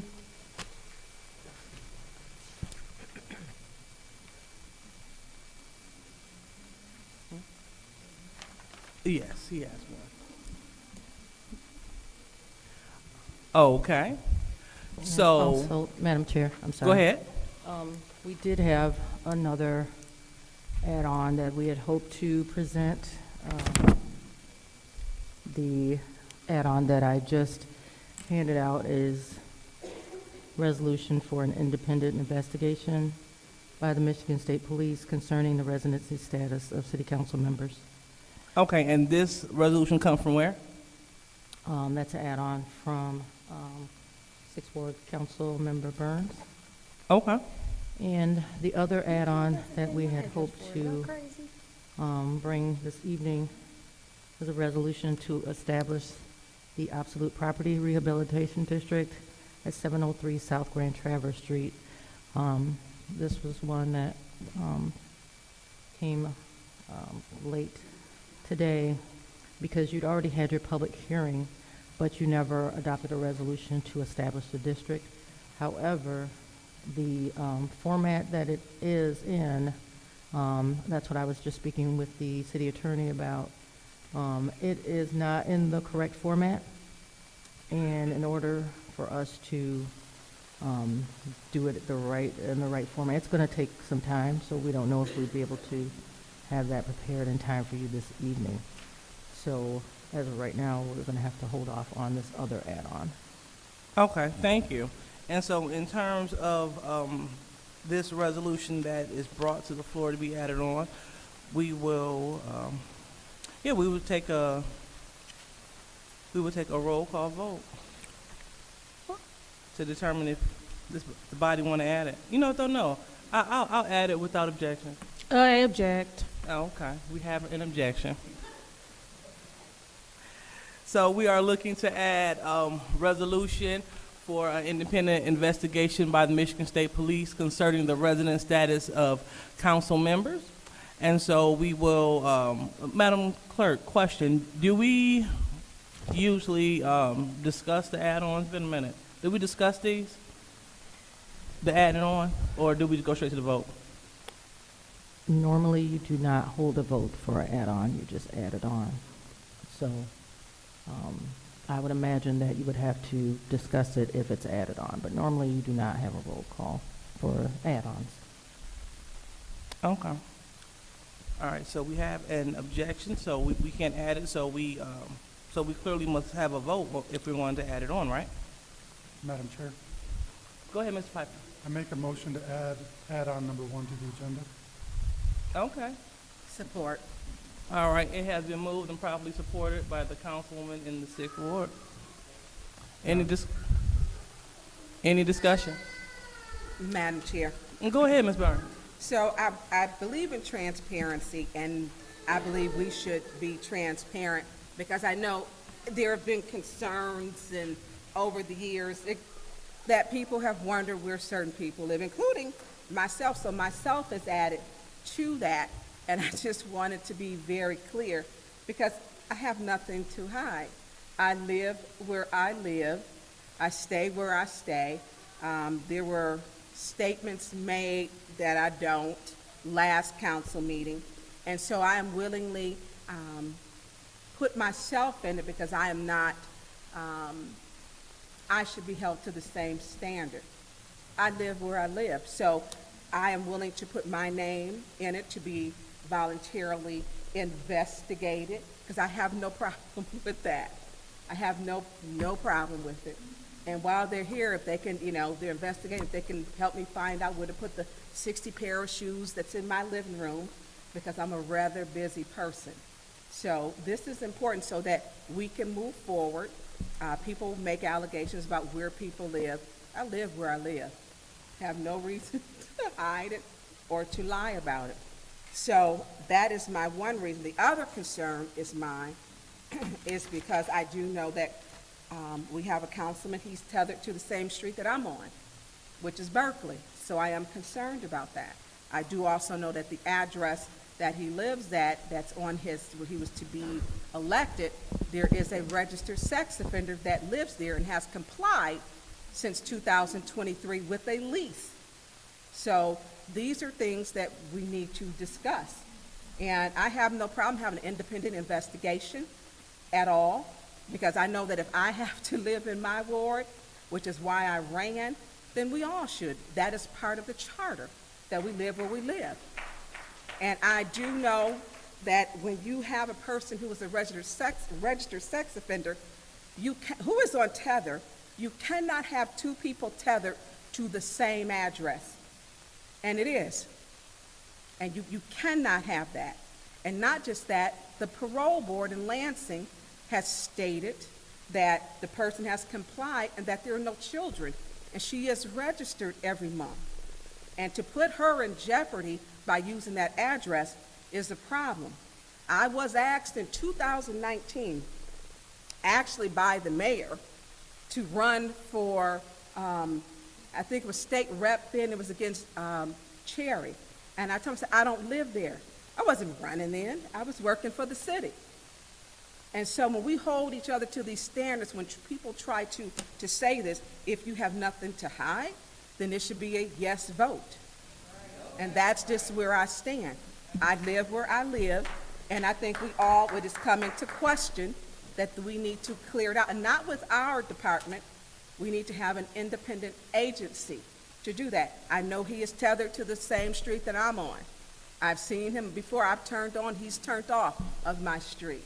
I know he filed a PPO on me and said I am a known cocaine and known alcoholic. Excuse me, Ms. Burns, let's go ahead and keep it relevant. Thank you. Yeah, well, this is why we need to make sure when they make these allegations that I don't live where I live, we need to make sure that people are putting the truth out here and to become familiar and comfortable with the truth out here.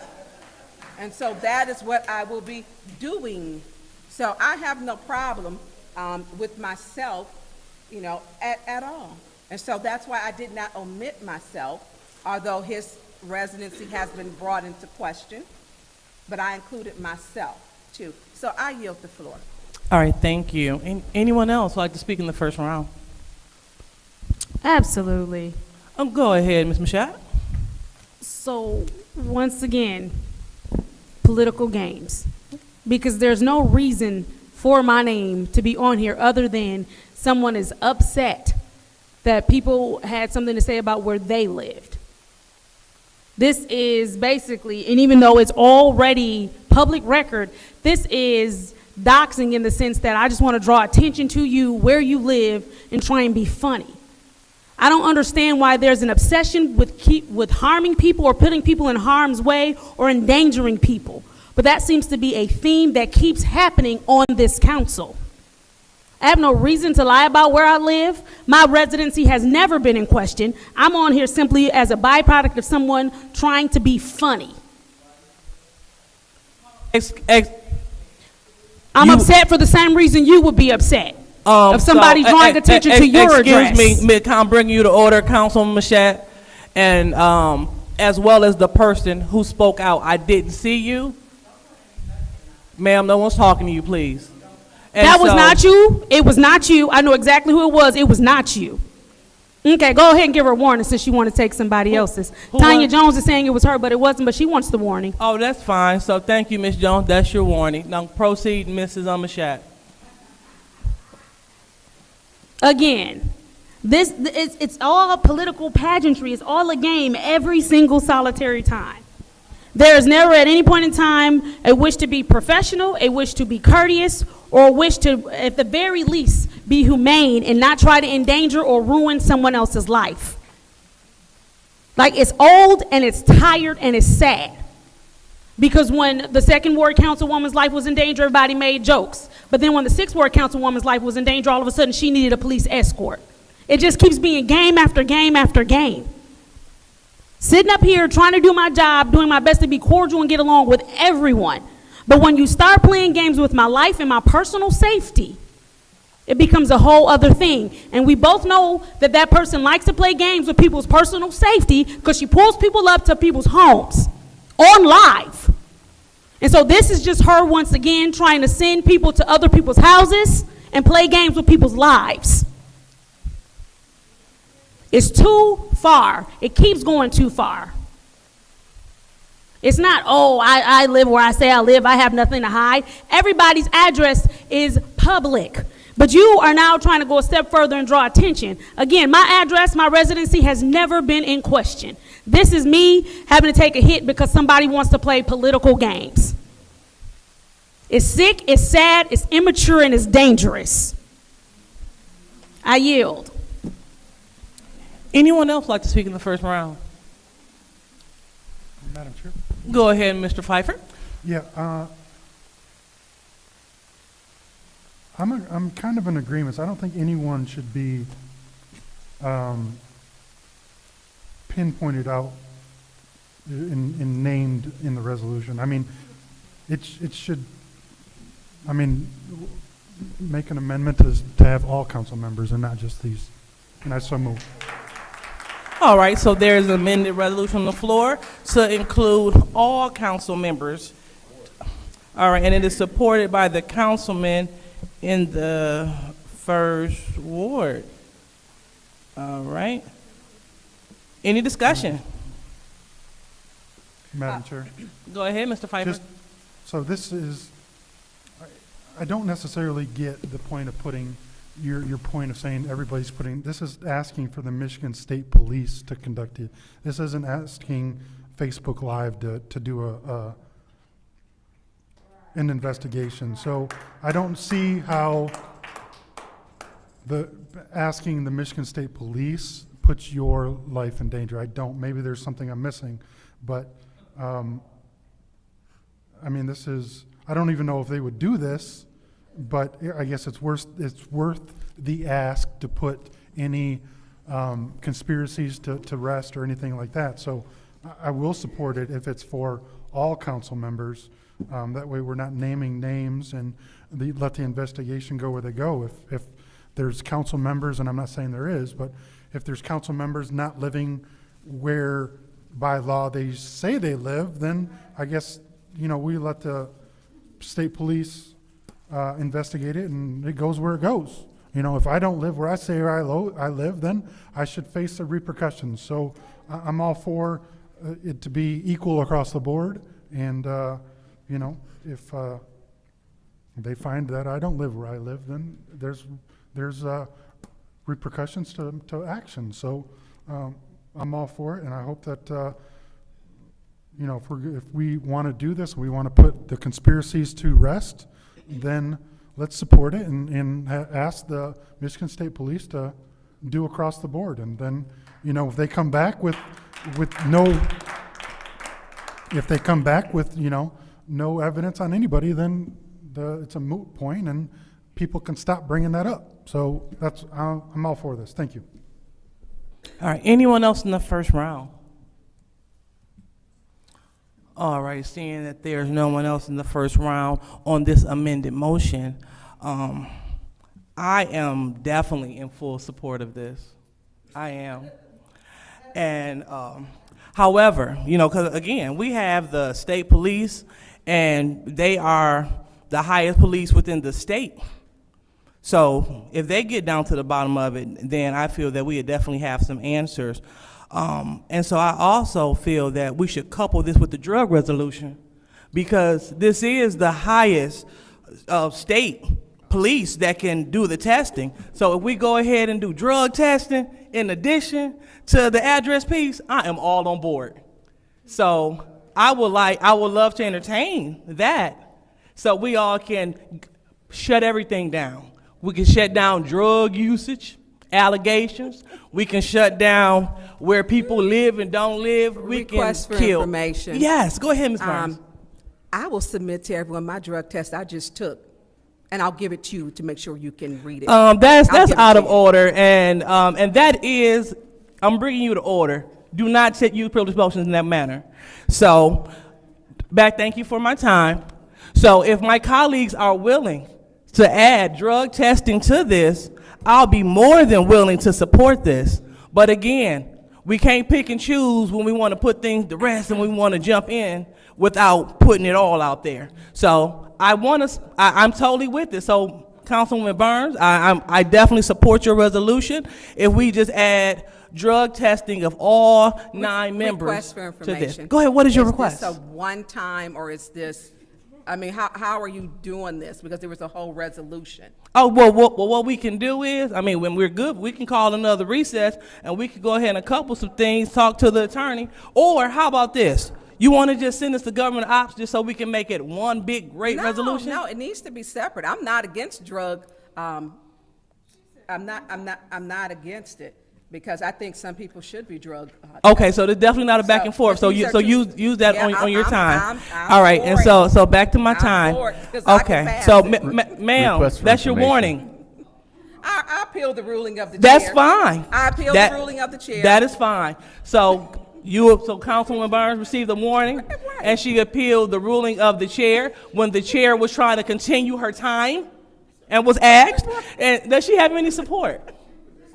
Supported by the lovely councilwoman in the 5th Ward. And so go ahead, Ms. Burns. First of all, I was finishing up. I don't have a problem being drug tested. I don't have a problem. Matter of fact, MSP done been at my house, and so has Flint PD and the county, because I have drug issues in my Excuse me, area. so please pause her time. I don't have. Please pause her time. So just want to be clear. We're talking about you receiving a warning, so this isn't a continuation of your talking. You didn't let me finish. Okay, proceed. This is my time. Go ahead. And I get you're rattled about all of this that you want to combine, and I mentioned drugs, because some people are not going to be where they say they live. So I don't have a problem with a drug test. I don't have a problem with any of this. I really don't. Because one thing I have never been is a drug abuser or user. Not ever. And not an alcoholic. No DUIs, no OUIs, no public intoxication. Matter of fact, I've been blessed to never even have a speeding ticket. So I have no problem with that. So we need to put this to rest. We need to put your gaslighting to rest. We need to do that. And it's because of you I have asked this. Because of you. So I don't have a problem with this. You can write it up for you want to, but I got a drug test. I just had to get my blood taken. I have no problem sharing it openly. As I told you, I'm drug tested frequently because of my licensing. All right, so per the council rules, my time won't even be as long. She was brought to order because it was the chair's time to speak. She would not stop speaking, so therefore she would not be brought to order. So she got a warning, and that is it. So if you are against the chair, please vote yes. But if you're going to move in favor of the council rules, please vote no. Roll call, Madam Clerk.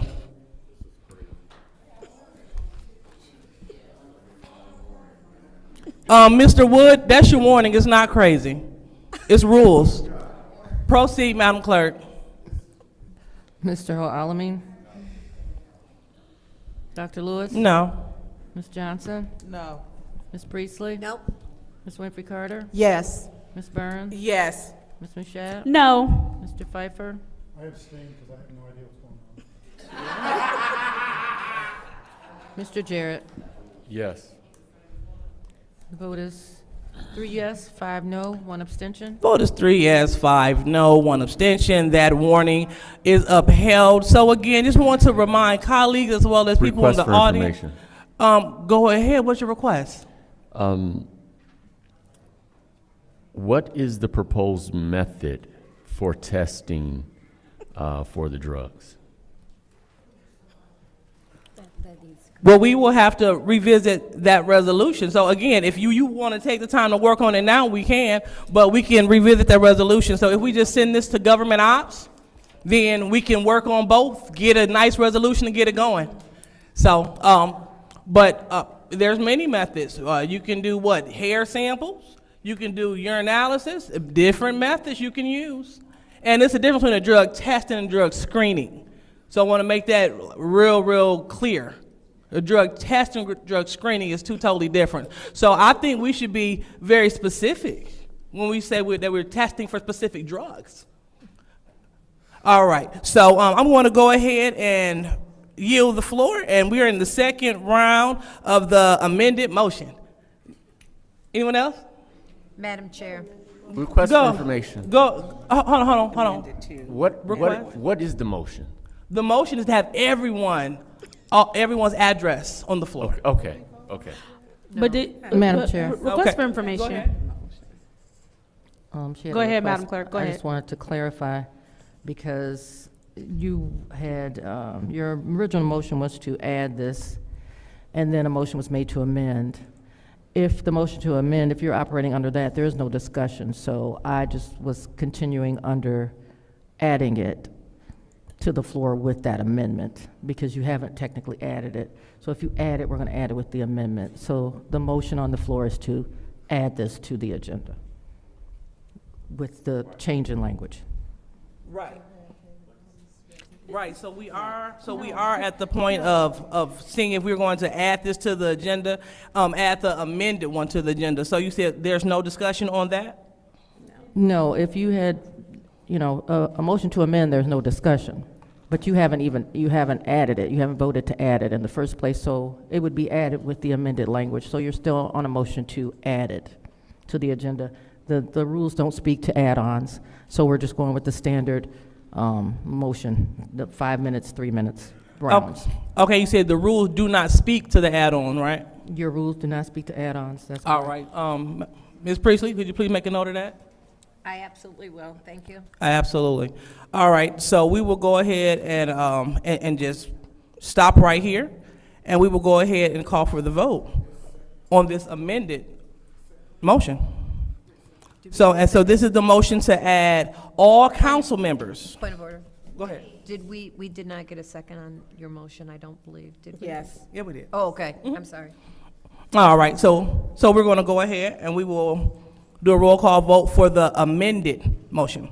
So thank you all for your patience. Go ahead, Madam Clerk. So the roll call vote is to add this amended version to the agenda. The amended version would be all council members. Yes. Okay. Dr. Lewis? No. Ms. Johnson? No. Ms. Priestley? No? Ms. Winfrey Carter? Yes. Ms. Burns? Yes. Ms. Mashat? No. Mr. Pfeiffer? Yes. Mr. Jarrett? Yes. Mr. Alamin?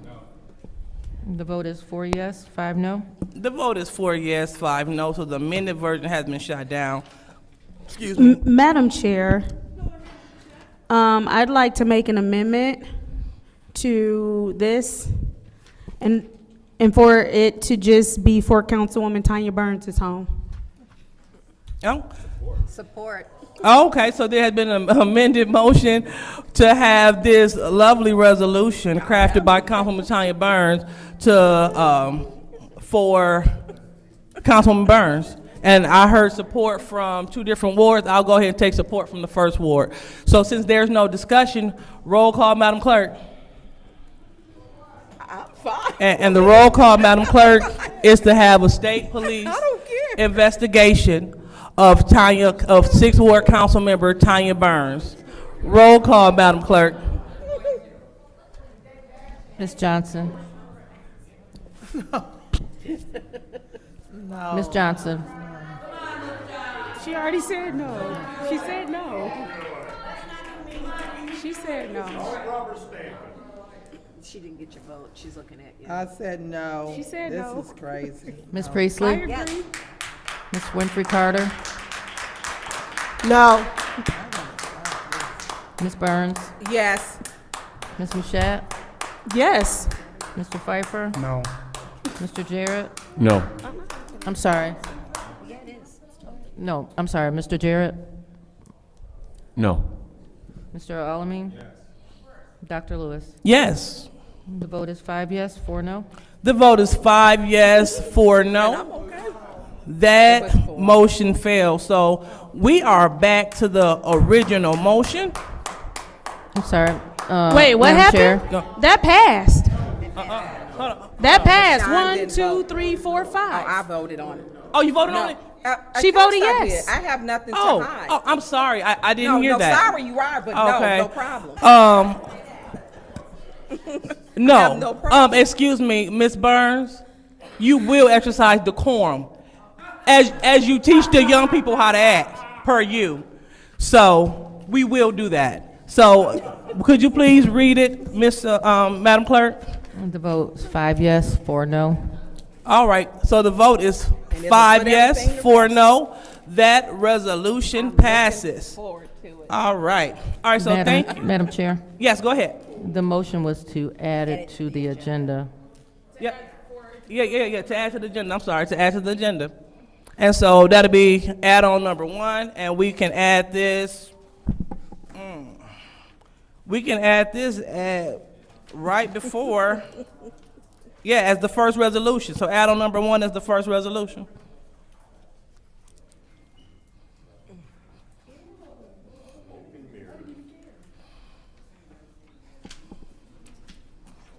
All righty. So now that we are past the changes and additions, now we're on to public comments. So now, you will stop yelling out. So now, we will move on to public comment. So first speaker, Madam Clerk. First speaker is R.L. Mitchell.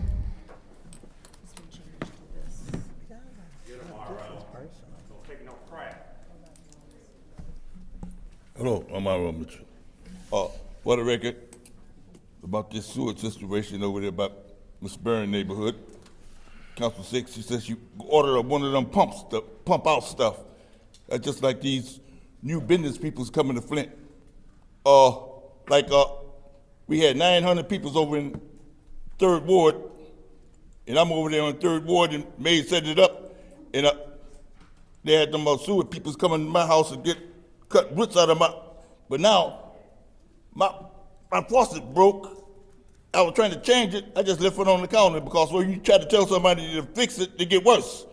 And they clean out the sewage, but I don't say nothing about it. I just in this week to flush the toilet, but I don't want to go around the basement every 2 weeks because I don't want to see the water about 3 feet high and storm it. But anyway, about the situation over on Miller Road this morning, I break it down by saying this.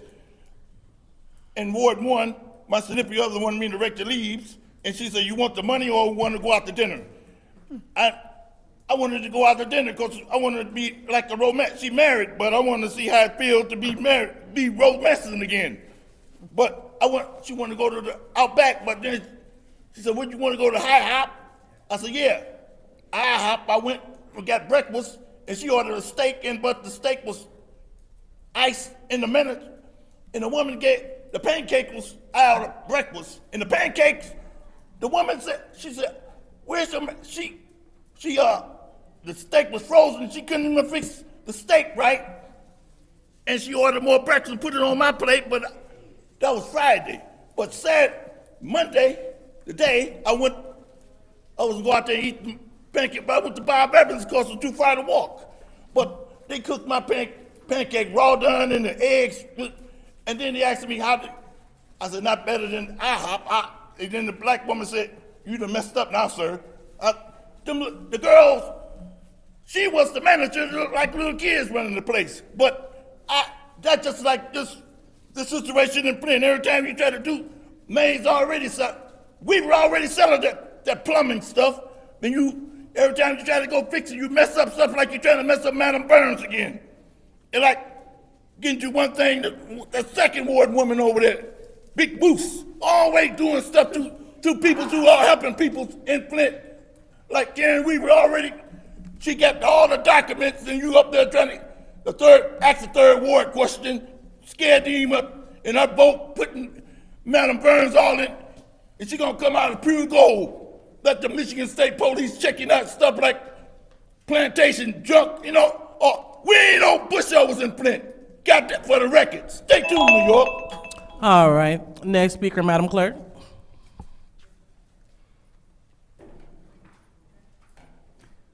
The next speaker is Arthur Woodson.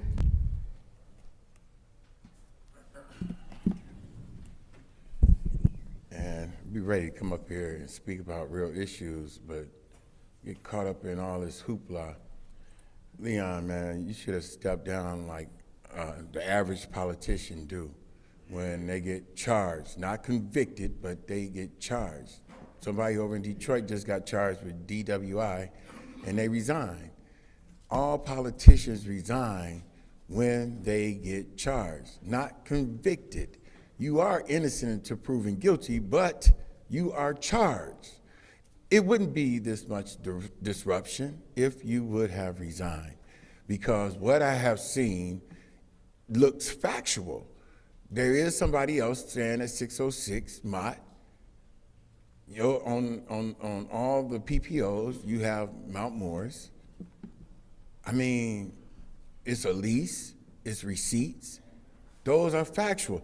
Davina, you don't have to ask, they shouldn't have to do a resolution because, one, you asked for a challenge somebody was challenging the residency. On the affidavit, it says you perjured yourself if you put any false information. That is criminal. So you can go to the state police and ask for a criminal investigation. They kicked it back because you asked the state police for a challenge, and that is done, that's civil, that's basically civil. But outside of that, the water issue is a serious issue. And asking for testing in that perimeter where all these cancers are at is something that is serious. But this is taking hold of everything. NRDC sued the city of Flint. They have to test a year after service lines are completed. Our service lines are not completed. I'm gonna even do one even better. It's an independent water testing lab, which Candace run. You might not trust her with anything else. I don't trust her with some of the things, and she know I don't trust her, and she don't trust me. That's cool. But with the water, I give her 100% trust. I have worked with Candace before with the water. Candace will not be foul or give any misinformation for the water. I know this. Y'all, she can even step back and not even vote on it. But I would vote that the water lab test that area. NRDC, EGLE has money, EPA has money for us to do this type of testing. And they have worked with the water lab before to do this type of testing. I do not trust Mark Edwards. Mark Edwards testified for the state, him and Mona Atish. So get the water lab to test over in that area, and it'll be an independent lab. Thank you. All right, next speaker, Madam Clerk.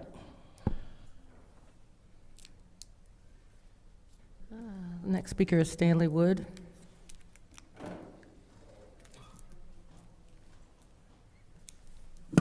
Man, what a clusterfuck.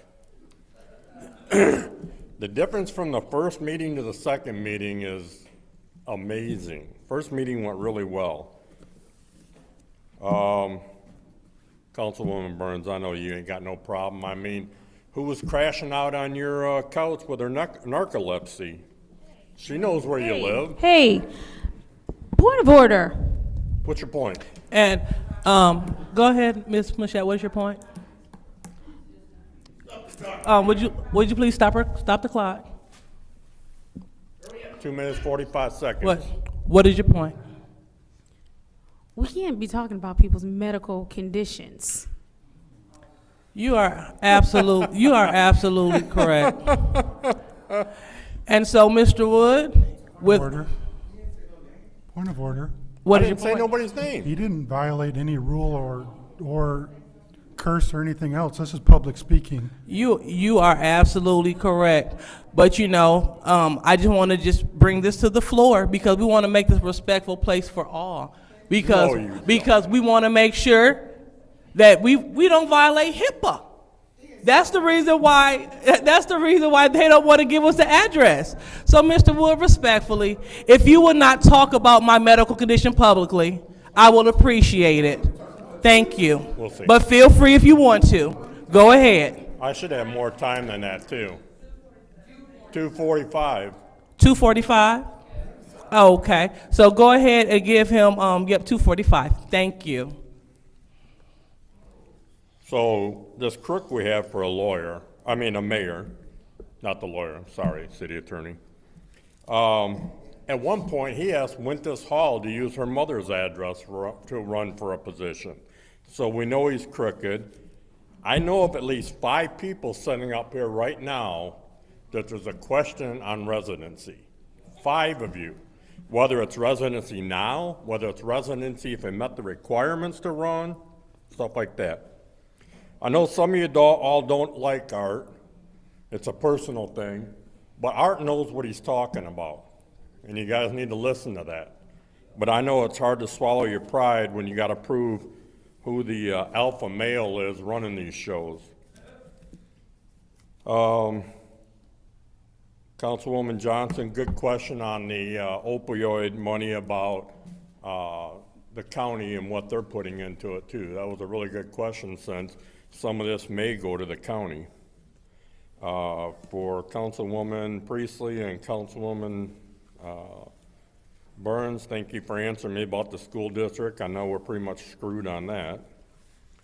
And then, I don't know whose ward it is, but on Hogarth, where the explosion that happened, your ward, there is one house there that still is beyond, nobody can ever live in it. They tore 2 houses down, the other one's still there as an eyesore. A kid is gonna go in there and get hurt. I guarantee you that. It's owned by the land bank. I know that's a surprise. And this evening, I witnessed a little bit of God's work. I'm not gonna say who or anything, but I seen somebody do something and they did it without expecting praise, without expecting accolades or nothing. This is something that this individual just did on his own or her own. Don't want to point out who it was. And there's one guy that'll see it, and that's the guy upstairs. This guy didn't do it for, like I said, praise or anything. And that's about, you 8 council members, because I only recognize 8 of you. I don't recognize Lion Leon over there. You guys should all be voting for the domestic violence. I mean, it's to the point where the sheriff will now deliver PPOs. That's some important stuff.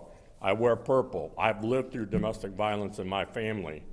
It's people like you that need to be out of here. All right, thank you. Next speaker, Madam Clerk. The next speaker is Beverly Biggs Levy.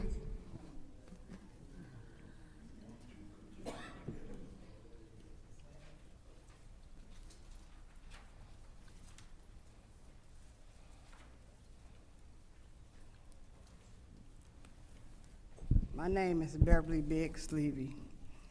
You know, you guys don't want your addresses to be put out there. That right there tells you that you don't live where you say you live.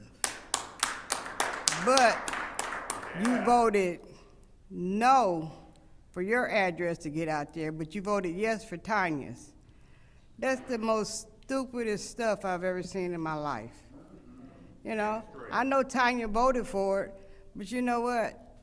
You guys are wrong. Leon know he don't live where he live. You know, but if Lavinia letting this stuff go like this, that's on Lavinia. She got to live with that. And she knows she's wrong. You don't want to do anything because you're scared of them. You're scared of the foolish 5. And there's nothing to be scared of, Lavinia. Because when it all boils down, they're all going down. And you can guarantee that. You got Leon, like I say, sitting on this seat. Domestic violence is real. And you sit there proudly like you ain't did nothing. Like I say, LaShawn, I thank you for saying you against domestic violence. And Candace. But you still, Candace, you still ain't right. You still ain't right.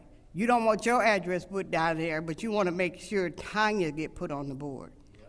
Come on, y'all, make this make sense. It doesn't. It doesn't. But it's okay. Because Leon, November 25th, you go to court at 8 o'clock. I wish and pray that all of you guys be down there. If you hear the way he beat that woman, it's ridiculous. She has a mother, and then the father came here and apologized to what? He needs to be whooped and electrocuted. He forgive you, but that's his daughter. He forgive you. You must be putting something in his pocket. Because that's all y'all do is patting people's pockets to stay on their side. I don't need nobody to be on their side. If you beat my daughter, you ain't gonna be on my side. Not today, not tomorrow, not forever. You're gonna be in jail. And I pray that the judge that have you, that was letting you get away with these PPO orders, I pray he stepped down. Because you're going to the same judge that gave the PPOs. All right, thank you. Next speaker, Madam Clerk. The next speaker is Linda Poley.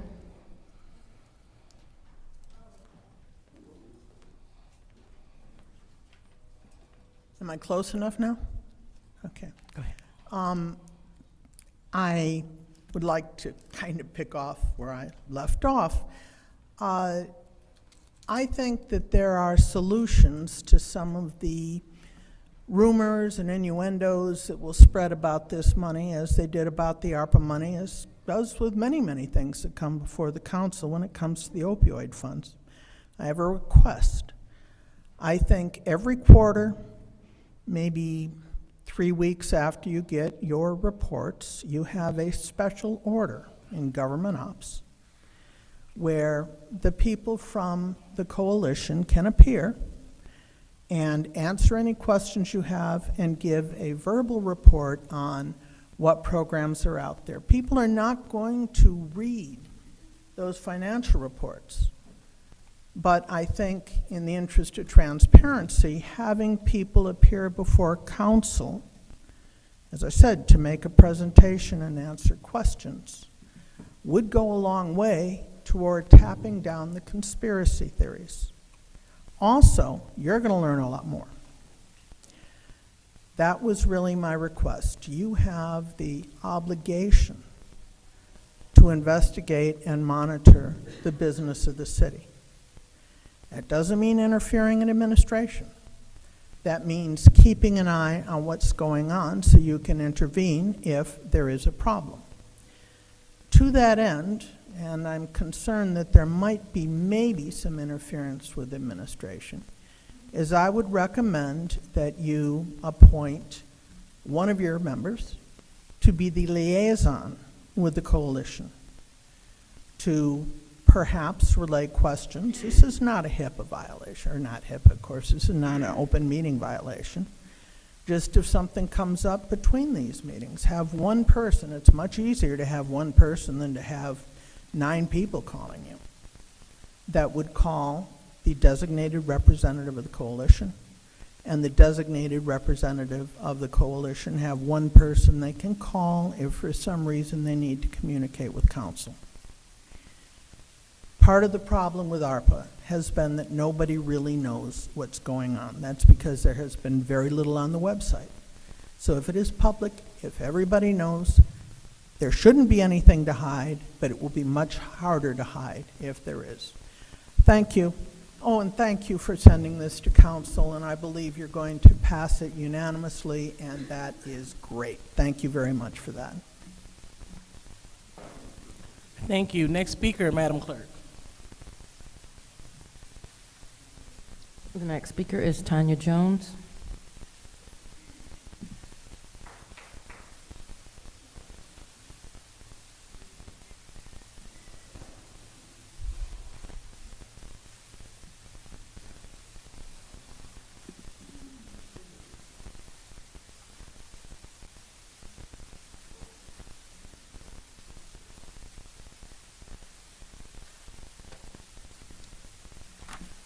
Hello, it's Tanya Jones again.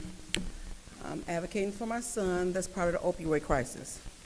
I want to start off first by asking, my concern with the opioid money and where it goes, I'm really concerned because I read, I follow, and I'm learning. But Leon got $150,000 of the opioid money. I ask all the time, Leon here today, Leon, why did you get $150 of the opioid money for your program? I don't understand it. You on council, and I'm asking you, why did you get it? Because there's people out here that needs the money. The opiate crisis is real. My son has overdosed several times, and I have to give him Narcans. So people that get out of prison, they already got their path. My son, I'm a concerned mother out here. So just to give you $150,000, no, I don't understand it. I went to the program. I'm trying to go out here. I didn't just come here. I went to the McCree program they just had. They said your name, honoring you and everything. Oh, he's an upstanding person or whatever. But I listen to the Dearborn chief of police, the state police, Michigan State Police, they got the Angel program. I'm out here, not just here, anywhere that will listen to me. So I'm asking you, y'all passing grants, pass it for the people that need it. I got my son. I have my son, 110%. If God called him home, I got my son. God got him. But my thing is about the people that don't have nobody. So on the other note, all I ask you, since you're here, I've been asking, you finally here. Got a program. My beautiful sisters, Color of Life Correlation. We pick these bags, we pack them for people. My son is an addict. So guess what they need? Might need this, a blanket. Or Norcans. What's his name? The mayor, y'all mayor? He might cut the Norcans off. So they're in the bag, because they don't need one. They need about 2 or 3 of these. So we're packing these, gonna pass them out. We don't need a grant to do it, because it's from our heart. Another thing, Grace Hope in Pontiac is a great program to go out here too. I'm gonna send my son, when I get guardianship, I'm sending him away from here. I'm asking that. My son is a part of John Cole case. The man that was going around here infecting people with HIV. Yes, my son is on meth, and I know this is his journey. His journey is my journey. So my son is openly on meth. He's an addict. So y'all don't care, okay? So when McCree thing was good, y'all might need to contact the sheriff, whatever, the sheriff that was from Dearborn. He gave a lot of good information. So my main concern is, Leon, I'm asking you again tonight, could you explain to me, I'm not a resident, okay? As she say, Flint Township, my son is a resident for sure of the city of Flint. So guess what? I'm his journey, and I'm asking you. You know what I'm saying? If y'all could take this money, my concern is, if they go over here to this program and get $1 million and they move it however they want to, Clyde, Edwards on it, or whatever, my concern is, where is this money going? Because the people out here don't have a voice. So before you say it's over, have a good night. Thank you. Next speaker, Madam Clerk. The next speaker is Michelle Ryder.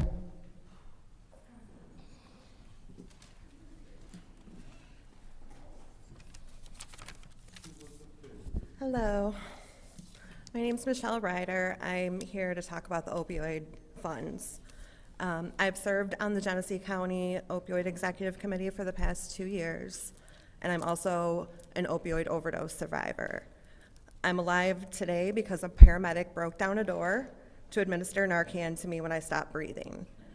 I'm here tonight to advocate for others to have that same chance at life. But before I get into my comments, I want to be clear, I'm here representing myself only tonight, not my employer, the opioid committee, or any other organizations that I'm involved with. It looks like everybody responded really well to the Health Coalition's presentation. I want to urge you to handle this money with the utmost of care. Allow the professionals who have the reputation in this community to help allocate these dollars. The funds are not another budget line item. They're not tax dollars. This money exists because people died. It's a once-in-a-generation chance to heal the community, prevent future loss, support recovery, and invest in local families. The Greater Flint Health Coalition has a proven record of integrity, collaboration, and results. I've worked with Kelly Ainsworth and the coalition on several projects over the years and have seen their deep commitment to what truly works, evidence-based treatments. Holding these pharmaceutical companies accountable will mean absolutely nothing if these funds are not used for what they are intended to do. Partnering with the coalition would be a smart, responsible decision for this council, ensuring every dollar honors its purpose to save lives and prevent future harm. Thank you. Thank you. Next speaker, Madam Clerk. The next speaker is Melanie DeGenio.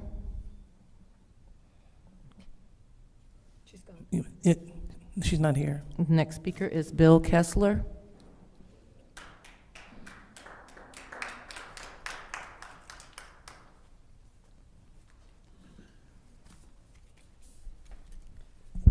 Hello. I am here again to speak on Resolution 250-350-T to explain the flock network in the city. Last time I was here, Congressman on my right talked about having faith in the police department and having faith that the police department would take responsibility for the data and the information that these cameras collect. And I want to clarify something, and that is that the police department does not have control over the data that the flock cameras collect. They subscribe to a service that flock provides to give them access to the information, which means that the police department does not have control over these machines that are recording people's plate as well as identifying vehicle information. What they are doing is subscribing. The people who own that information, who own the servers that this data is being stored on, is the Atlanta-based startup Flock. They sell a product where anyone who has enough money can subscribe and gain access to these camera networks. It's called Flock OS. So I just wanted to respond to that because I think y'all might not have like a full amount of information to make an informed decision. License plates, features of your vehicle. This is public information. This information can be collected at abortion clinics, domestic violence shelters, protests, pride events, or campaign rallies. Anyone can get this information, and with enough communication savvy and money, they can have access to this database where you type in a prompt and get a queried search of a series of vehicles that match that description. This is really creepy. It spooks me, and it should spook you too, because we are all driving under these cameras. We are all being a part of this system that anyone with money can access. Yeah, that's it. I think y'all should slow down. Also, this is an annual subscription-based thing. So this talks about 2 years, but do you guys know how much annually this will cost the city? Because you pay to put the camera up, but then you have to pay every year to maintain your access to that service. And you have this grant money, but those bills are going to stay year after year after year. And the cops are going to want to keep using these things because they do get convictions. That doesn't mean they're helping them solve crime, but they are getting convictions off of this software. I'd also like to point to the fact that in Detroit, when they started using facial recognition technology, they got a lot of bad convictions because that technology was wrong. Thanks. Thank you. Next speaker, Madam Clerk.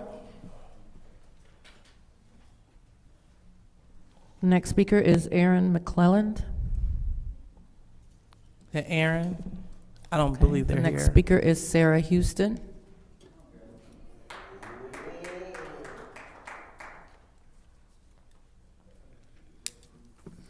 Sarah Houston, 6th Ward. I recently came from a conference of language deprivation, which talks about deaf children being deprived of language pretty much since they're born, because they're born to hearing parents who can't speak to them. But it also carries on in their adult lives, and you guys are all a part and culprits in the worldwide epidemic of language deprivation. I just want you to know that you guys are attributing to that. I would like to speak to what Ms. Candace had said about respecting our time. Y'all don't respect our time. Respecting my time would be starting the meeting at 4:30 and everybody is here and that's quorum. That's respecting my time. Respecting my time would be your meeting finished an hour and a half after the posted time or whatever. We're supposed to do our new meeting at 5:30. We didn't start this meeting until 6:45 while y'all sat back here for 15 minutes after you just had a 5-minute break before you adjourned, and I had to sit here and wait. If my son didn't call me to say, Mom, you don't have to come pick me up right now, I would have to be gone and miss my time that you don't respect being here. Just like you want us to respect you, I expect to be respected just the same. Those who are coming late, whatever side you on, it doesn't matter. Please be respecters of our time. Liddell, last time I was here, I gave you a heartfelt apology about being sorry. You did not recognize me publicly. You did not recognize me privately. When people show you who they are, believe them. Thank you. I believe you. I would really like to stop seeing people worry about money when it comes to human people. When I say something about interpreters being brought in, Judy cites the budget. When we're talking about cancer in people, Judy cites the budget. But when we want to get staplers and pencils and pens, we don't give a damn about the budget. I just don't understand. Why are objects and trucks and all of these things coming before human people? I just don't understand that. I'm at a loss. I would ask that you would show that you are respecting our time by scheduling your meetings accordingly. If you're gonna take 2 hours at 4:30, schedule the next meeting at 6:30. It would be nice. It's called respecting our time, truly. Because when you take the box away and it's 10 minutes while we're sitting around, we can't, I couldn't sign in for my first one today. I walked in at 4:31. Oops, the box was gone and nobody was here except for Ms. Mushat. You're not respecting us. You're not doing anything for us. You do everything you do for you. Your pettiness up here, y'all back and forth and talking stuff, and you want to investigate Tanya, but nobody else, because, oh my God, I'm not safe anymore. You're full of it. You're full of it. You think of nobody but yourself, Candace. You don't have to look at me. Everybody sees it. Y'all show it. Thank you so much, Thank you ma'am. for showing me who you are. All right. All right. Next speaker, Madam Clerk. The next speaker is Mari Copany.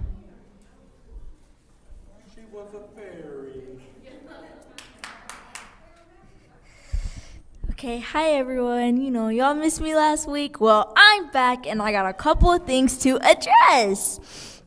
Domestic violence is a very real issue in our community, and being able to acknowledge that is an issue by putting it on the books as Domestic Violence Awareness Month shows support for all victims and helps to raise awareness. It shouldn't matter that it may embarrass a sitting council member. In fact, he should also support it as a representative of the people. For any council person not to support it is a slap in the face to both victims and advocates. It's embarrassing we are at the end of October and we still haven't been able to pass this resolution. Next, with the ongoing federal shutdown, I am scared for our community, especially those that are the most vulnerable that rely on SNAP benefits to be able to feed themselves and their families. Today, the USDA made a post on their website pretty much confirming the well has run dry and there will be no more benefits issued November 1st. Grocery prices are already out of control. With many families running out of food between those benefit deposits, I know this because we do snack bags and meal kits for the kids in my neighborhood.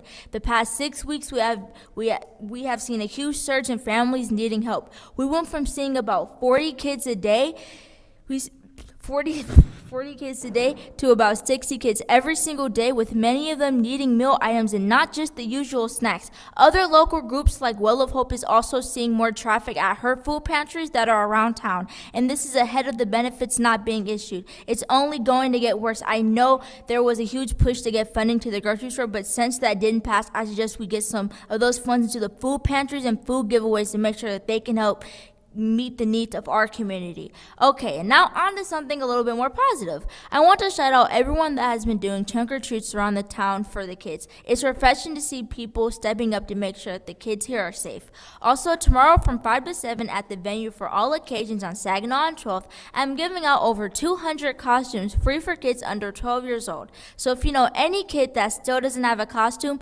please bring them. My goal is to make sure that every kid has a costume.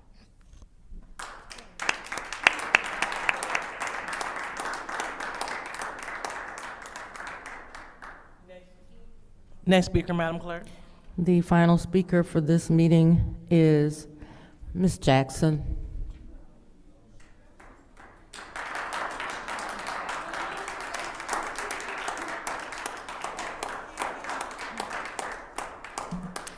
Good evening. My name is Janez Jackson. I am Kiki's mother.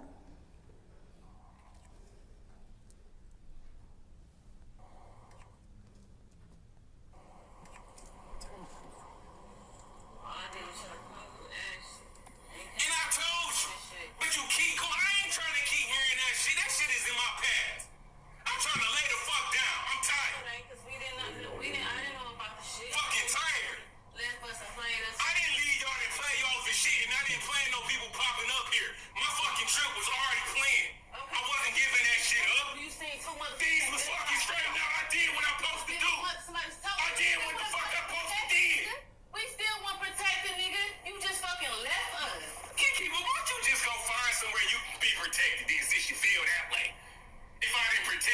if I didn't go get a fuck you PPO and take you all down there and do the same shit.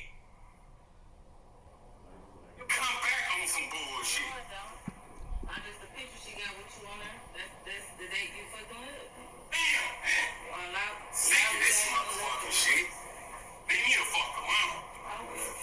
Tell me, right fucking now. Start going in your shit. Now, Wayne Leon Wilson, when you're ready, come see me. Come see me.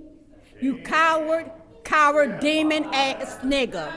You is a coward. And that one right there, she damn sure don't look like your mama, Lily Wilson.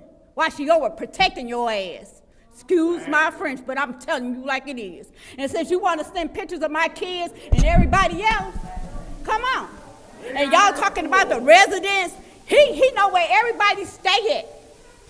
Sending people to people's houses. But I'm waiting on you to come to mine. I'm waiting. And your neighbor at where you stay at, 3375 Sherman Street, while you pulled the gun out on my child June the 18th, 2023, where my grandson was out there and he admitted you did it. You sorry piece of shit. I hope you die in hell.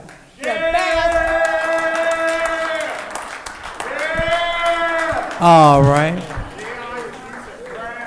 All right, so, Madam Clerk, is that the last speaker? That was the final speaker. All right, thank you. So now we're about to transition into council response. Do we have any council members that would like to respond? Hold on. First, sir, that's your second warning. You're removed from the meeting.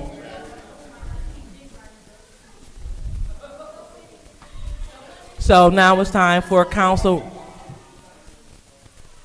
Response. Any council members who would like to respond to the public? Madam Chair. Go ahead, Ms. Burns. You speak with so much passion, Sarah, and it comes through if people are listening. Because we should not be saying every time it comes to humans limiting when we are a city where the entire city was poisoned. It didn't stop. It went through everyone's pipe. And when it comes to the deaf community, it is another language. And speaking with the clerk, we have a lot going on this council, and unfortunately, we don't get to tend to what should really be the city business because of, there are distractions. But our deaf community is important. It is important. And I remember when I was teaching, I would teach my students the alphabet.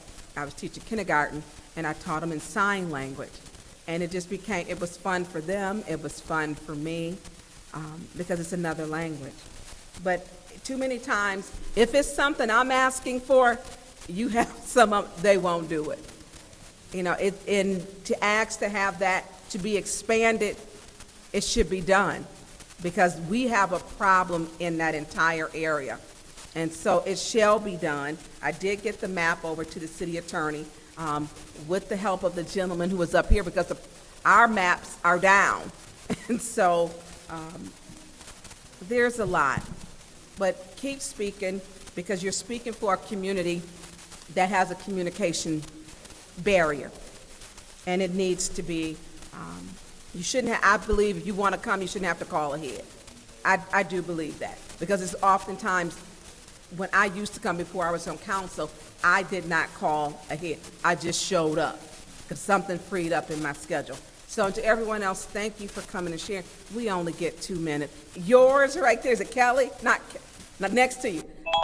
Big hearts to you. Thank you. Next. Anyone else? Madam Chair. Go ahead, Ms. Priest. When I'm talking about the budget, I'm saying what was approved by this council and what was presented by the administration. Pens, supplies, those types of things are in the budget. So that's why we have no problems with them. And since no one else on this council seems to care too much about where we are in the budget, they seem to rely on what I'm seeing. That's why I speak out.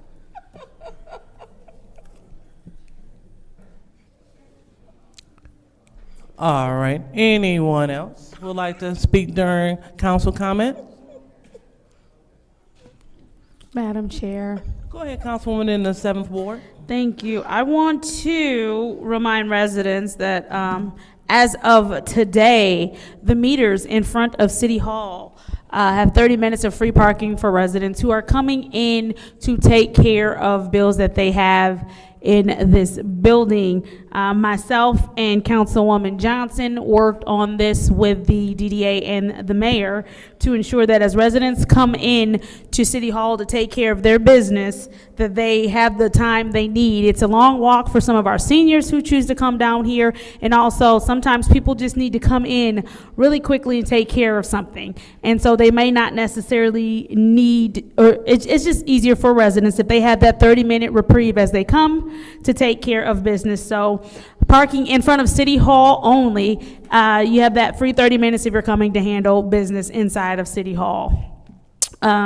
Also, I wanted to say, I think that was Mari, thank you. You are 100% correct about food access about to be cut off for millions and millions of Americans all over this country. But if we want to be more specific, here in Genesee County, we will have a lot of residents impacted. Right here in Flint, we will have a lot of residents impacted. There is something being worked on as far as making sure that residents who will feel the pain of not having the EBT, the SNAP benefits, that there is something that we are working on being able to do. So that announcement is coming soon. I yield. All right. Anyone else? All right. Seeing there's no one else, I'll go ahead and I will take my time. I definitely would like to give a hearty congratulations to Miss Raquel Thing. She is retiring from the Ruth Mott Foundation. And if anyone knows anything about the Ruth Mott Foundation, they do phenomenal work on the north side of Flint. They are phenomenal in engagement and for listening to the residents' needs and working with neighborhood organizations to help uplift the north side. So we would like to thank Ms. Raquel for all of her service. And at the same time, we also would like to welcome Ms. Sue Peters. She is leaving her position at the Community Foundation and she's taking over for Ms. Raquel. So Sue Peters, she's been with the foundation for a long time. She knows Flint, she worked with Flint, she's heavily engaged, and we look forward to working with her. You know, when we're talking about leveraging dollars and doing things for our ward, these are the people to talk to. These are the people that are moving and shaking. So we would definitely like to give them their flowers, and we would like to congratulate each of them on their different phase in life. But right now, I would like to remind residents to please follow the Flint 2nd Ward. The Flint 2nd Ward, we post a lot of events going on for Halloween. So if you want something to do with you and your little goblins, please tune in to the 2nd Ward. But I also want to acknowledge 475 Elite. 475 Elite. They are the young bulls. Their 12 and under team has won the championship. So we're looking forward to honoring them at the next council meeting, bringing them here so we can acknowledge our young people that are doing well. And we would like to acknowledge this organization that is providing a safe space, not grant funded. They receive no grant dollars, but they all put their money in to provide a safe place for the young people year round. So we want to make sure that we commend them. So with that being said, that is my time and I am the last speaker. So now we will move on to the consent agenda. What's the pleasure of the body? Go ahead, Ms. Priestley. Make a motion to approve the consent agenda. Motion to approve the consent agenda, supported by the councilman in the 1st Ward. All right. Any separation? Hold on. And does that include? Yes, it always includes the minutes per our council rules, Madam Chair. Oh, got it. Thank you. All right. So, any separations? Madam Chair. Go ahead, Ms. Priestley. 250356. 25035. I didn't hear it. 250356. 352.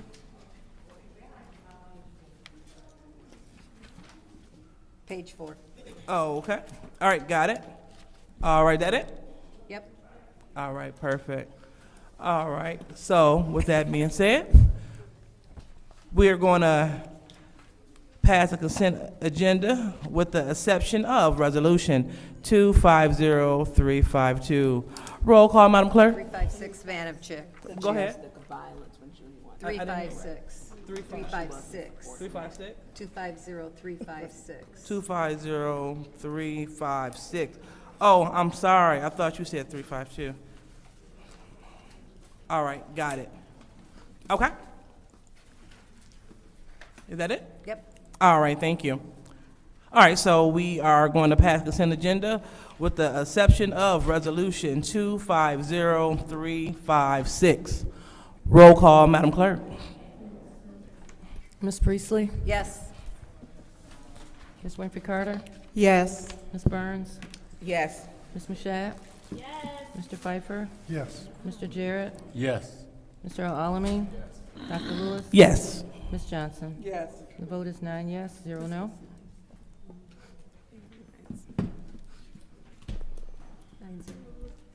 The vote is 9 yes, 0 no. All right, so now we're going to go directly to our separation, which is Resolution 250356. So what's the pleasure? I vote to approve. Oh. I'm going to make motion to approve. All right, so there's a motion to approve. Any support?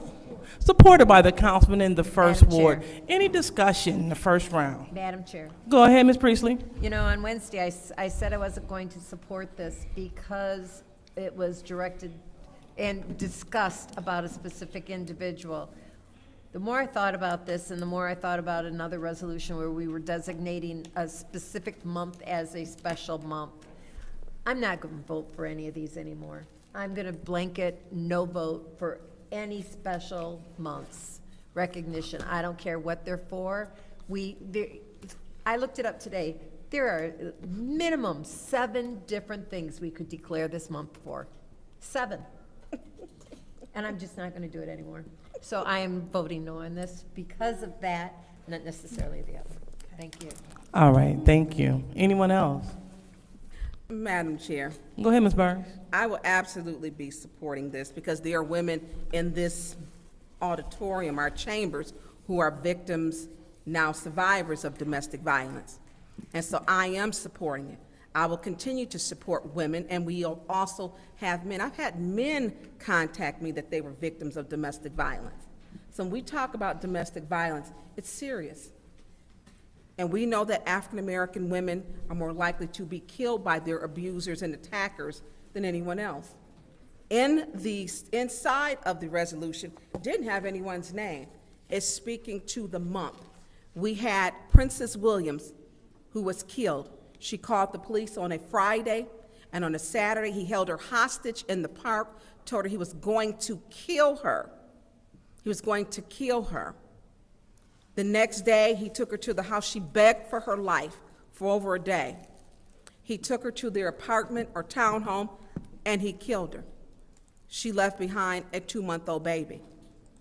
This was approximately 2 months ago. We have the young lady, her name is Sean.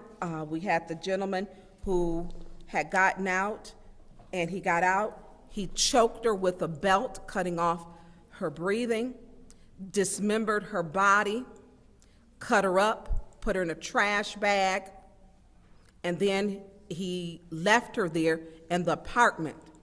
Her family knew something was out of order because her killer had started texting and responding on her phone in language that was not hers.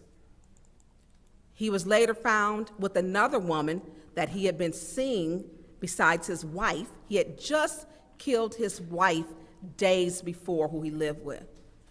And he was with another woman in Detroit area. And the police were able to track him, because people can track you from your cell phone when you're harboring fugitives. They can track you. And he was tracked. And they call it suicide by police, but what he did was place a gun to the mistress's head as if he was going to kill her, and the Michigan State Police shot him dead. So when we talk about domestic violence, it's serious. It's not something that goes away. People need treatment, they need therapy. Children who grow up in a household with a person who is an abuser are more likely to be abused if they are female, and if they are male, they're more likely to be an abuser because this is a behavior that has become normalized for them. I saw my father beat my mother. It becomes normal because they've seen it before. And so there has to be intervention. And when we talk about what it takes for these survivors to leave, often they leave not having a plan, not having a dollar, not having a nickel. Only thing that they're doing is fleeing is for their lives. And so what this is about domestic violence victims. It's about the victims who are now survivors. For those who didn't make it to be survivors, they were not allotted that when someone threatened to blow their mouth out, where someone hurt them financially, when someone beat them, when someone withholds love and affection, when someone tears you down. It's a whole cycle of abuse. And most often, they've seen other people in their families, generally their parents, be abused, and they become abusers themselves. So domestic violence is serious. For me, I'm gonna keep speaking out about it because there's many people who can't. Many people didn't make it to the point to where they can speak about it and encourage someone that your today won't be your tomorrow, it won't be your next year, it won't be your next 5 years. And so to all of the survivors, I salute you for having the courage to come forward. Never stop pushing, never give up, make a plan. There is help. You can get help from our local Flint YWCA. And I know for the women on our council, for the women on our, well, not just on the council, because I'm triggered, because we have a council person who is charged with a felony for domestic violence on our council and a misdemeanor. And it's disgusting. I yield the floor. Thank you. Anyone else would like to speak? Madam Chair. Go ahead, Mr. Pfeiffer. I'm in fully support of this resolution. I think it's you know, domestic violence is a issue in every community, and it certainly hasn't skipped over ours. I'm just trying to figure out, we have a council member who said, we don't have the money to test water because it's not in the budget, and then they separate domestic violence resolutions, say they're not going to vote in it. Like, I'm trying to figure out who is on this council and why people get votes, because you're going to say that we don't have money to test water after a water crisis, and then you're going to sit here and separate and say, no, I'm not going to support Domestic Violence Awareness Month? I'm baffled today at this meeting. I am absolutely baffled on what people support and what they don't support. I'm going to yield because I'm going to say something that is inappropriate, so I'm going to yield. Thank you. All right, anyone else? He's saying it. Madam All Chair. right. Oh, okay. This is the first round of discussion. All right, so this is the first round, and so I heard Councilman Elamine first. Go ahead, Mr. Elamine. So I wanna go on the record and state that I'm in full support of survivors. That's why I've been working with them since I started my organization in 2015, the MAID Institute. And we work with survivors, we work with the YWCA and so forth. But what I'm not in support of is individuals trying to politicize this, falsely accusing me of nonsense. That's what I'm not in support of. And to that individual with the bad wig on back there that continuously come up here talking that nonsense as if you know my child and all of this, guess what? Guess where my child is right now? Guess who just got full custody of his child? Me. Guess where my son's at right now? At my house. So I'm far from whatever you want to try to paint this picture as me to be. You need to go get you some business. Anyway, I'm in support of survivors. Like I said, I've been working with them since 2015 with the Y and other organizations and so forth. I'm just not in support of how the spirit of how it was brought for individuals to try to play these political games and then cast me out as if I'm something that I'm really not and something I didn't do. Thank you. Thank you. Go ahead, Councilman 7th Ward.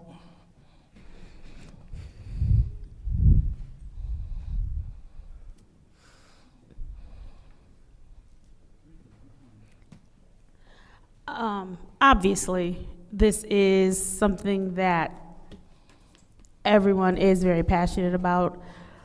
I just want us to be very clear that when you politicize pain, that speaks about who you are, that speaks to your character, that speaks to your heart. When you bring something that could have been bought in goodwill and then proceed to speak on something from a purely political stance, that ruins the whole point of what you're bringing this for.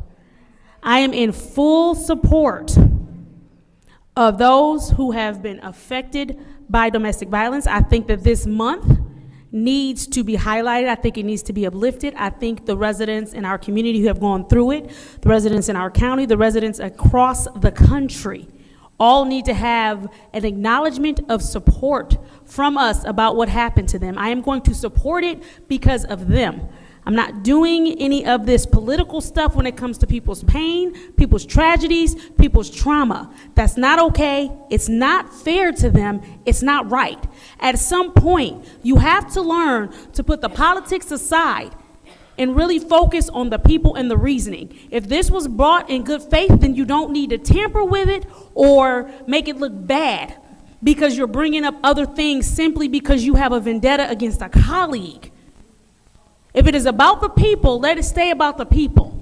If it is about uplifting and supporting those who have been traumatized and who are still probably living these lives and not sure how to get out of it, then we should have come and we should have talked about resources. We should have talked about where they could go if they're currently going through it. That's what should have been done. That's what 5 minutes should have been spent on, is providing resources, talking about how we can uplift and how we can help the community, not politicizing pain. That's where we get off on the wrong foot. That's where we are wrong in doing it. Again, I am in full support of this. I will be supporting this. I'm not in support of politicizing pain. I'm not in support of sitting up and gaslighting the community or making it seem like I'm doing something in goodwill if I know that I'm not. Because if it's goodwill, then focus on the goodwill narrative of it. Focus on the resources, focus on the services, focus on letting these people know that, hey, we see you, we know that this is happening, and this is our way of uplifting, highlighting, and standing with you and hoping and praying that you get out of those situations. And if you've gotten out of those situations, hoping and praying that you have the resources available to you so that you can continue to live full, happy lives and move on from what has happened to you. That should be the only focus. I yield. All right, anyone else in the first round? Yes. Go ahead, Ms. Johnson. Okay, once again, I feel that we have amazing people on council. I've got to know all 8 so far, and I feel that we all are amazing. I feel that we need to keep personal, and business. I am in total support of domestic violence, but when we start to bring our own feelings in it, we have to stop. We have to be considerate of others. That's on any resolution that we vote for. Personal is personal, and business is business. And I'm voting on business because I believe in domestic violence.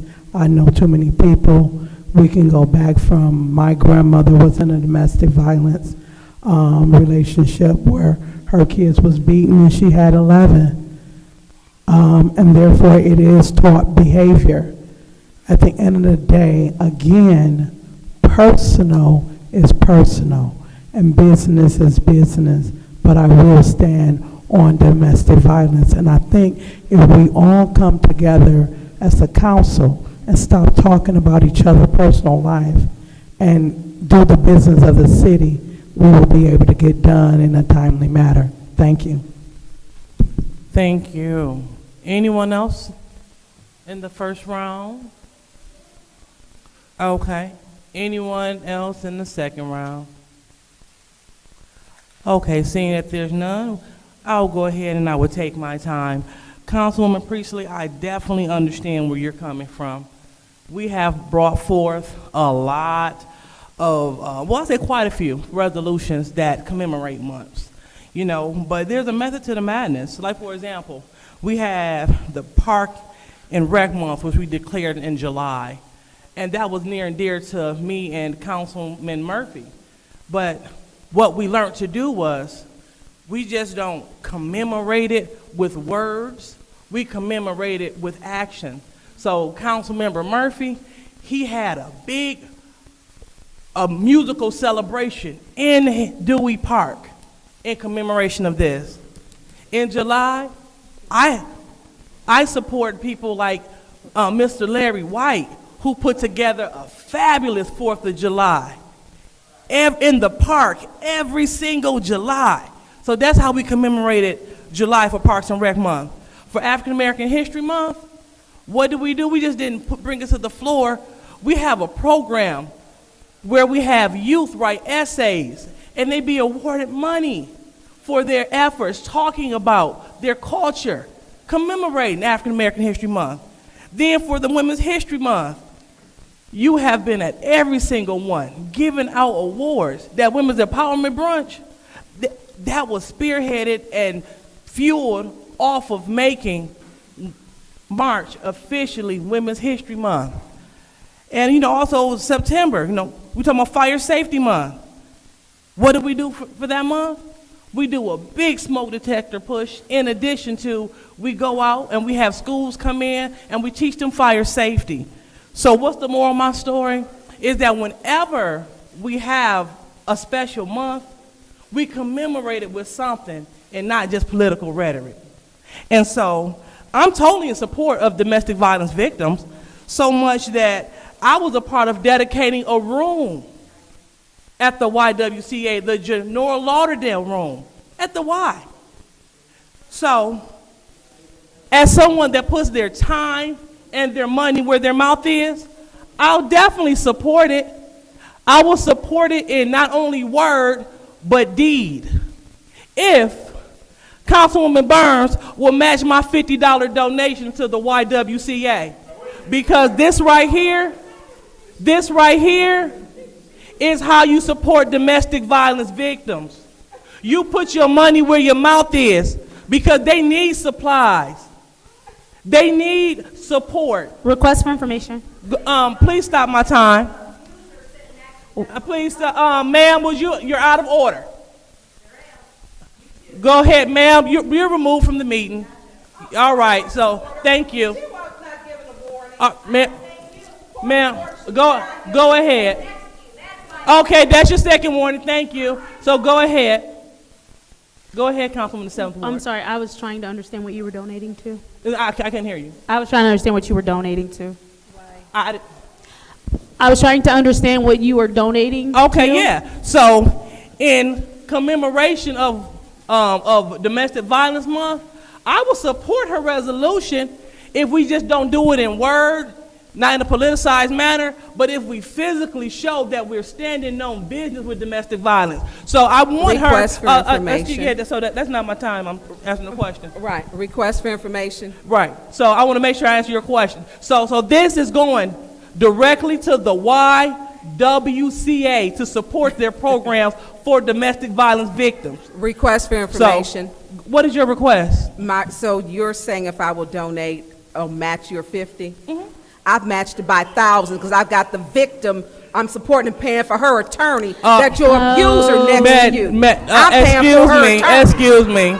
That is not a point of order. I would like for us to kind of stay on topic and talk about what's important here, and I will go ahead and match your donation. Thank you, Councilwoman Mashat. Also, I'll match as well. Thank you so much, Councilwoman Johnson. Thank you so much, Councilman information. Ms. Burns. Request for information. What is your request directed to the chair? Can he use that toward Kiki Martin's attorney thank bill? you. You're not, Ms. Burns. Thank you so much, Councilwoman Priestley. So, thank you. They're making a mockery of victims. Thank you so much, Councilwoman Johnson. And so we would like to encourage other council members to let's put their money where their mouth is when we begin to talk about helping domestic violence victims. Because we're going to stand on word. You go ahead and start my time so we can go and get out of here. Because it's all about not politicizing something, but standing on real business. So when we mean that we support someone, you open up your pocketbook as well as your mouth to get it done.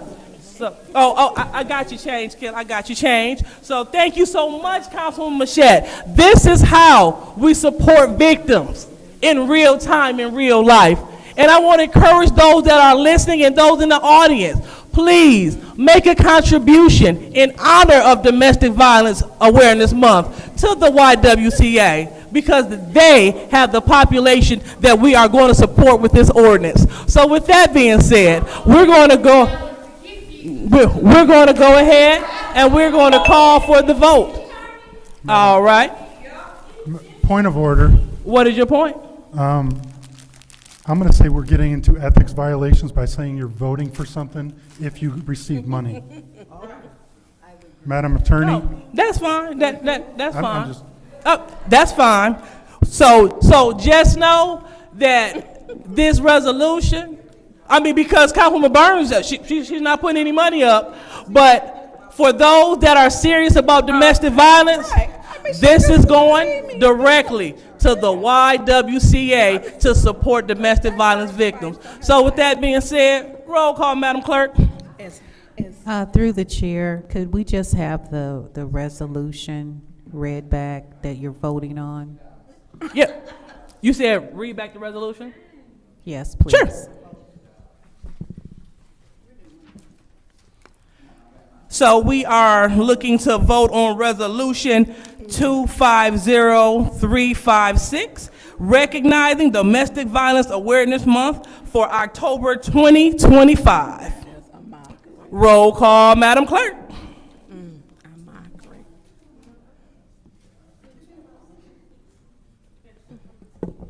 Ms. Winfrey Carter?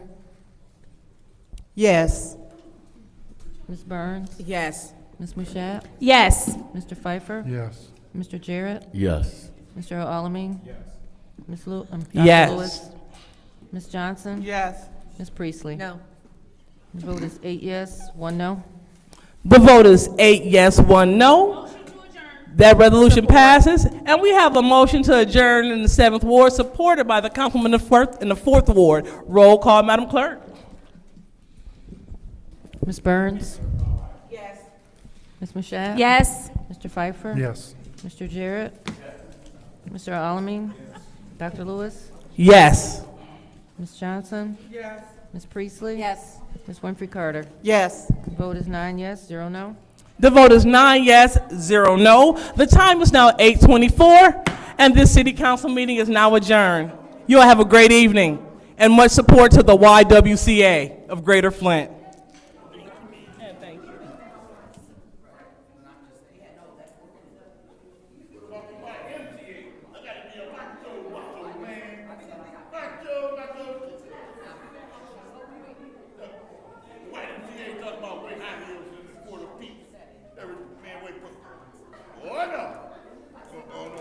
High heels and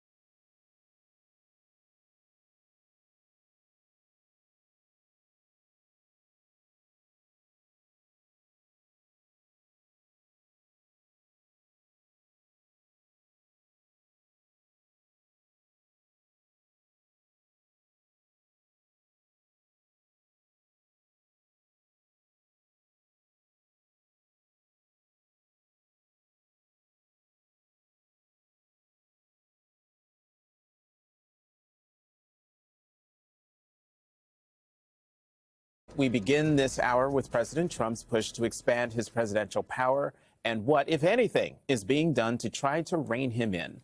Just this week, Trump called for more of his political rivals to be prosecuted, issued a controversial pardon, and said that the Department of Justice owes him money. But some Democrats refuse to stand idly by and are taking action. Senators Adam Schiff and Elizabeth Warren have introduced a resolution to officially condemn Trump's pardon of Changpeng Zhao, the founder of the world's largest cryptocurrency exchange, Binance. Zhao served 4 months in prison after pleading guilty in 2023 to enabling money laundering at Binance. And to no one's surprise, Binance has financial ties to the Trump family's crypto business. Meanwhile, in the House, Democrats have launched a probe into Trump's demands for the Justice Department to pay him up to $230 million as a potential settlement for previous investigations into his conduct. The ranking members of the House Judiciary and Oversight Committees sent a letter directly to Trump requesting that he hand over documents and information to their committees. One of those Democrats, Congressman Jamie Raskin, ranking member of the House Judiciary Committee, joins us now. Congressman Raskin, as always, thank you very much for coming to the weekend and being on set. Now, what makes you think you're going to get those documents and things from President Trump on this? Well, he's asking for $230 million from the taxpayer, so we don't think that this can just be some kind of backroom sign-off operation. At least want to see an invoice. Well, yes, we'd like to see some documentation of some of it. I mean, parts of it are just patently ridiculous, like asking for $85 million in punitive damages against the federal government. You can't get punitive damages against the federal government. It's against the law. It's written into the Federal Tort Claims Act that you can't get it. But the whole thing is preposterous because he's asking for $230 million based on the execution of a judicial search warrant at Mar-a-Lago. Remember when he had been concealing all the classified documents, refusing to turn them over, turn some over, try to get them all back and so on. How is he injured? The Tort Claims Act is about people who are violently injured, physically injured, or killed by the government. He wasn't there. Yeah, I mean, yeah, I know he was not physically injured by virtue of what they're calling the raid, which is just the execution of a search warrant, which happens hundreds of thousands of times a year across the country. Imagine if everybody got $230 million because their home or their office was investigated. But in any event, in his case, it's totally ridiculous because the Constitution says that the president is limited to his official salary in office. That's in Article 2, Section 1 of the Constitution. It says his salary cannot be increased, it cannot be decreased, and no other compensation can be received. And he just wants a cool $230 million because he thinks the government is his piggy bank. And at the end of the day, it's really important for folks, and Sam Stein reminded us of this yesterday, is that most of his legal fees were paid, the $230 million or however much, were paid by the super PAC that was created and people donated into. So really, the money ain't his to begin with, but I will digress. His donors have already paid for it, essentially. Exactly. Now he wants to go back to the taxpayers to put more money in his pocket. And not to mention the fact that there was a lot of tension at the time between him and his personal lawyers about whether they were getting paid and how much they were getting paid. Exactly. I want to play some sound from your House Speaker, Mike Johnson, before and after he claimed to have read the New York Times report about the $230 million, but he still didn't know either way. Yeah. The Times is reporting the president is asking DOJ to pay him $230 million for his past cases. Is that appropriate considering it's a department under his control? I'm not going to comment on something I haven't read, so I'm not sure what you're talking about. How comfortable are you with the president apparently seeking $230 million from the Department of Justice? I don't know the details about that. I've just read it. I didn't talk with him about that. I didn't talk to him about that. Yeah. That sentence to me is very telling and very important because what it says is I was not told what to say. Yeah. Right? Like if someone asked me a question after I read an article, I'm probably going to have an opinion about it. You probably would have an opinion about it. Yeah. I don't have to talk to the subject of that article to have formed an opinion in my adult brain. Well, at least Trump's allowing him opinions sometimes because Trump the other day said, I am the president and the speaker. I mean, there has never been a more humiliating subjection of the Speaker of the House of Representatives in American history than what we're living through right now. We haven't even been in session for a month. You know, the Senate at least is in session, but they just closed down the House and they've closed down the government and they're trying to close down the health care of the people. And Mike Johnson says, I basically can't say anything until the White House tells me what to say. And there's another $130 million that